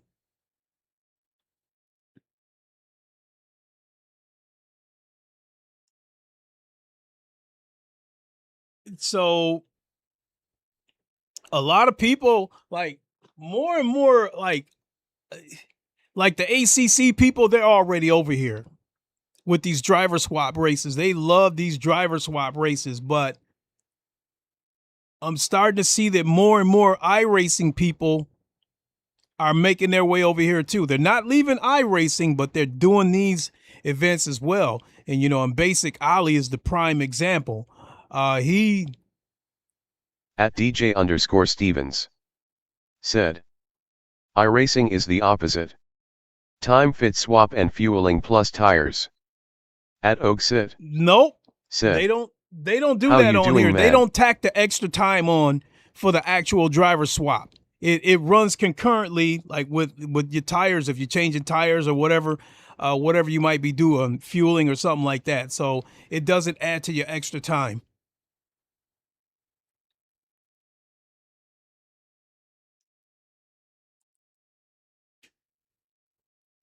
So I don't know. I mean, they've done 3-hour races, 4-hour races. So I guess what I'm trying to say, DJ, is maybe the next time they do a 4-hour race, maybe grab a teammate and jump in there. Speaking of which, let me show you guys some of the cars that Henez has done. So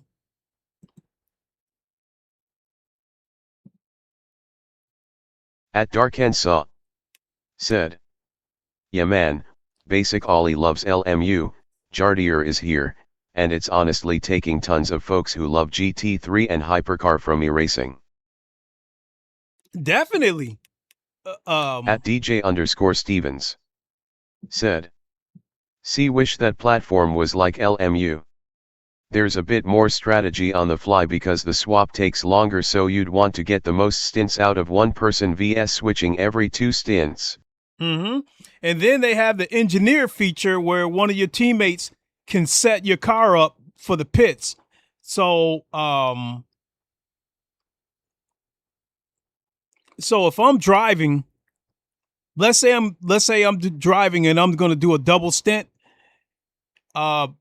one of my teammates, they can set the car up for me. They can select, they can set how much fuel the car is going to get, tires, whether the damage is going to get repaired, all that stuff. They can do it they can do it so I can focus on driving.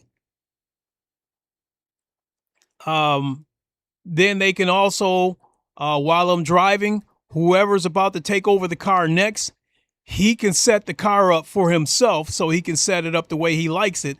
That way, when he jumps in the car, it's already set up and ready to go, and he doesn't have to try to adjust any of that stuff on the fly. Yeah, let me show you guys some of the cars that Henez has done. So there's the Corvette right there that he's done. That's the latest one. And I think I like this one the most. And then that's one I picked up off of Race Control. And then we come over here to the Ferrari. That's one of the Ferraris that Henez has done. And then this car right here was the very first car he did. But you know what's crazy? This car right here, somebody used it. I was watching, I just saw a random video, a LeMans Ultimate, a random video. And I saw the Ferrari and I said, wait a minute, that looks like our car. And I paused the video and I took a close look and I saw the VR Vikings logo on the back of it. And I was like, wait a minute, how the hell did they get hold of our car?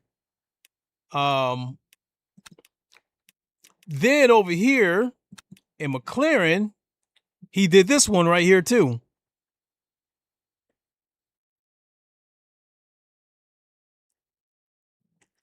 And then I think he and he also did this Porsche right here.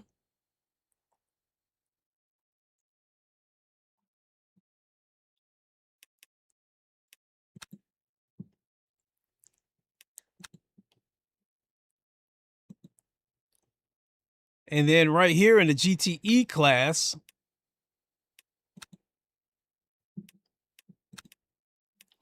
this was the car he did for our GTE. So yeah, Henez has done a lot of cars. So we go here to liveries. And you see that LMP2 right there at the top. He did that. He did this GT3 also.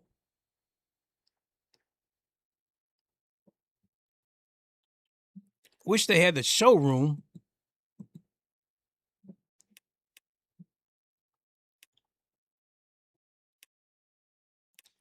So yeah, he's done 1, 2, 3, 4, 5, 6, 7, 8 cars. So yeah, Henez has designed the 8 cars, and I let him know how much I appreciated it. Because my son and I, we did a livery once, and it probably took us about 3 hours, and it still came out like shit.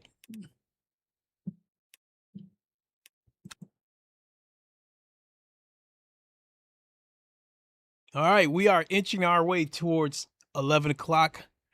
It is definitely time for me to call it a night. At least part of my voice has come back a little bit. I think I sound a little bit better than I did versus when I first went live. So yeah, it is today is Tuesday.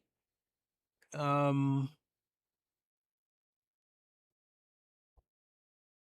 have to take a look and see what else is out there as far as streaming goes, because believe it or not, since GT7 got that Porsche 992, the car is actually fun to drive.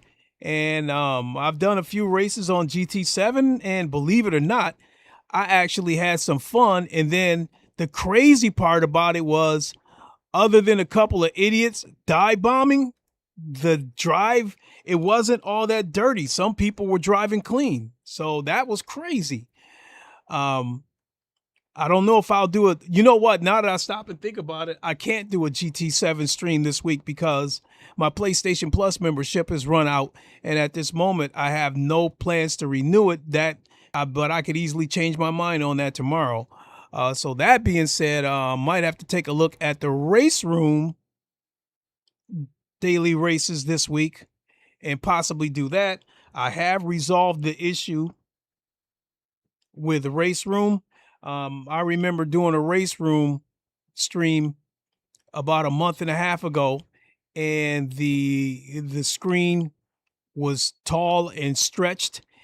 And the reason that happened was because I think a Microsoft update set everything to default on some of my apps. And in the case of Steam VR, it turned my resolution all the way up to 4800p. And therefore it looked funny through OBS. And it took me a damn month to find that and fix it. So the next time I do a race room stream, it will look right. Race Room has a GTE and GT4 multi-class race at Red Bull Ring on Saturday. GT4 multi-class race at Red Bull Ring on Adrenaluquite Saturday. Said, I'm gonna have to take a look at that. It's the one of their with, weekly races. Race Rooms GTEs is they only have 2 cars. They have the Porsche 911 RSR, and I think they have and I think the other car might be the BMW M.2. I really would love to see Race Room get some more GTE cars. And then as far as the GT3s, I would like to see them get the Corvette, the Aston Martin,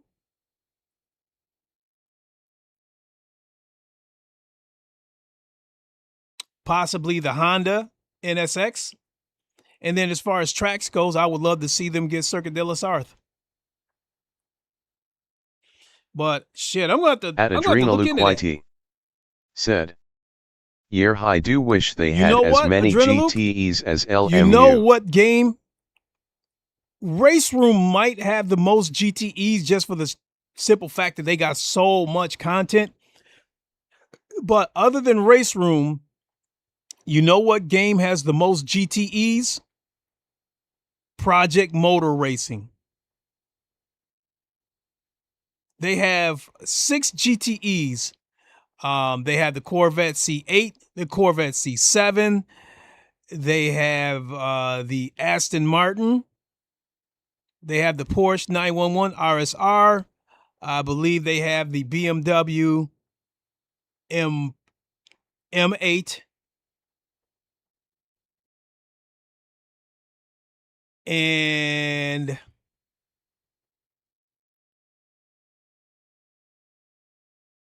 I think the other one might be a Dodge Viper. I'm not sure.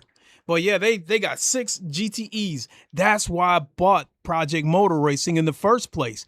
Because as a pre-order bonus, they gave you the entire GTE class as a pre-order bonus. That's 6 free cars they gave you as a pre-order bonus. And it was in the class that I absolutely love. Oh, I know what the other car was for the GTE class on Project Motor Racing. The Ford GT. The Ford GTE, that's the other car. So it wasn't the Viper, it's the Ford GTE. 6 cars. So I had to jump on it. That's still a possibility, even though that game's on life support, doing a Project Motor Racing stream. Because the game is fun. I do enjoy it. In the GT3s, I love the Corvette in the GT3 class on Project Motor Racing. And in the GTEs, I love the Ford GT. Unfortunately, it is a meta car on that game. So, all right, so there we have it. We'll look to do one of possibly, we might possibly look to do one of the Ford GT is my favorite GTE car. The Ford GT is my favorite GTE car. I tagged LeMans Ultimate a couple of times and tried to urge them, please give us the Ford GT and the BMW M8. It would be, I would like to think that if they wanted to give us the M8, it would be easy because they already have it on R Factor 2. I would like to think that all they'd have to do is just, give it a, a little touch up and then port it straight over. Because I feel like that's what they did with the GTE class on this game anyway. I felt like they basically ported all those cars over from R Factor 2. because they all sound the same as R Factor 2. Now they might have to develop the 4 GT, but I think they could pay modders to do that rather than, take some of their manpower off of their other more important stuff. I think they could pay modders to do that. So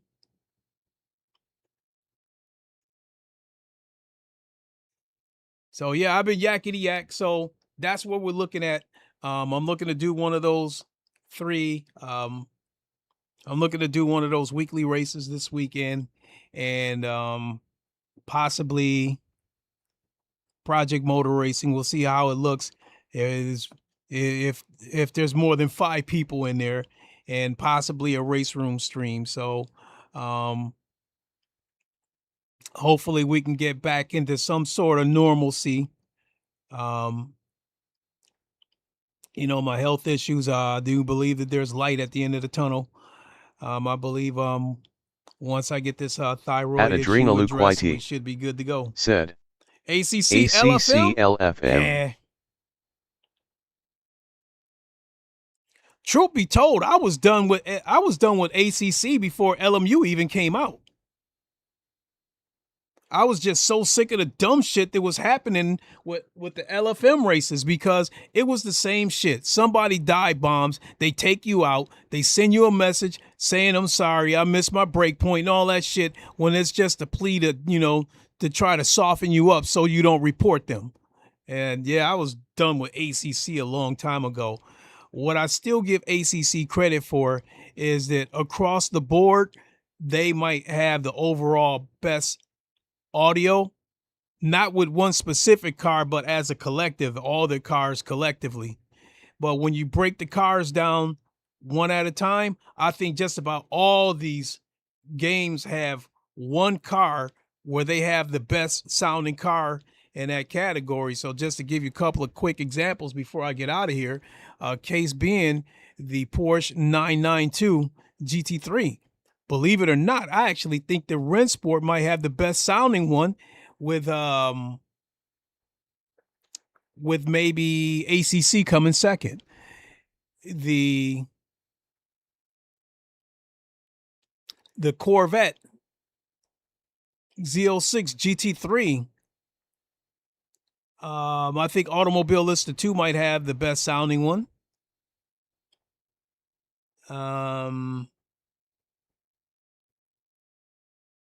The Audi R8 is a tough one to call because they sound the same. The Audi and the Lambo, they sound the same on just about every racing game. So it's hard for me to say which one of those, which particular game has the best sounding Lambo.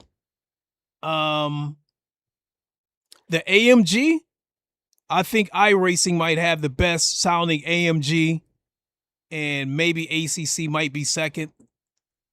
The Ferrari 296, I think, believe it or not, I think Race Room might have the best sounding 296.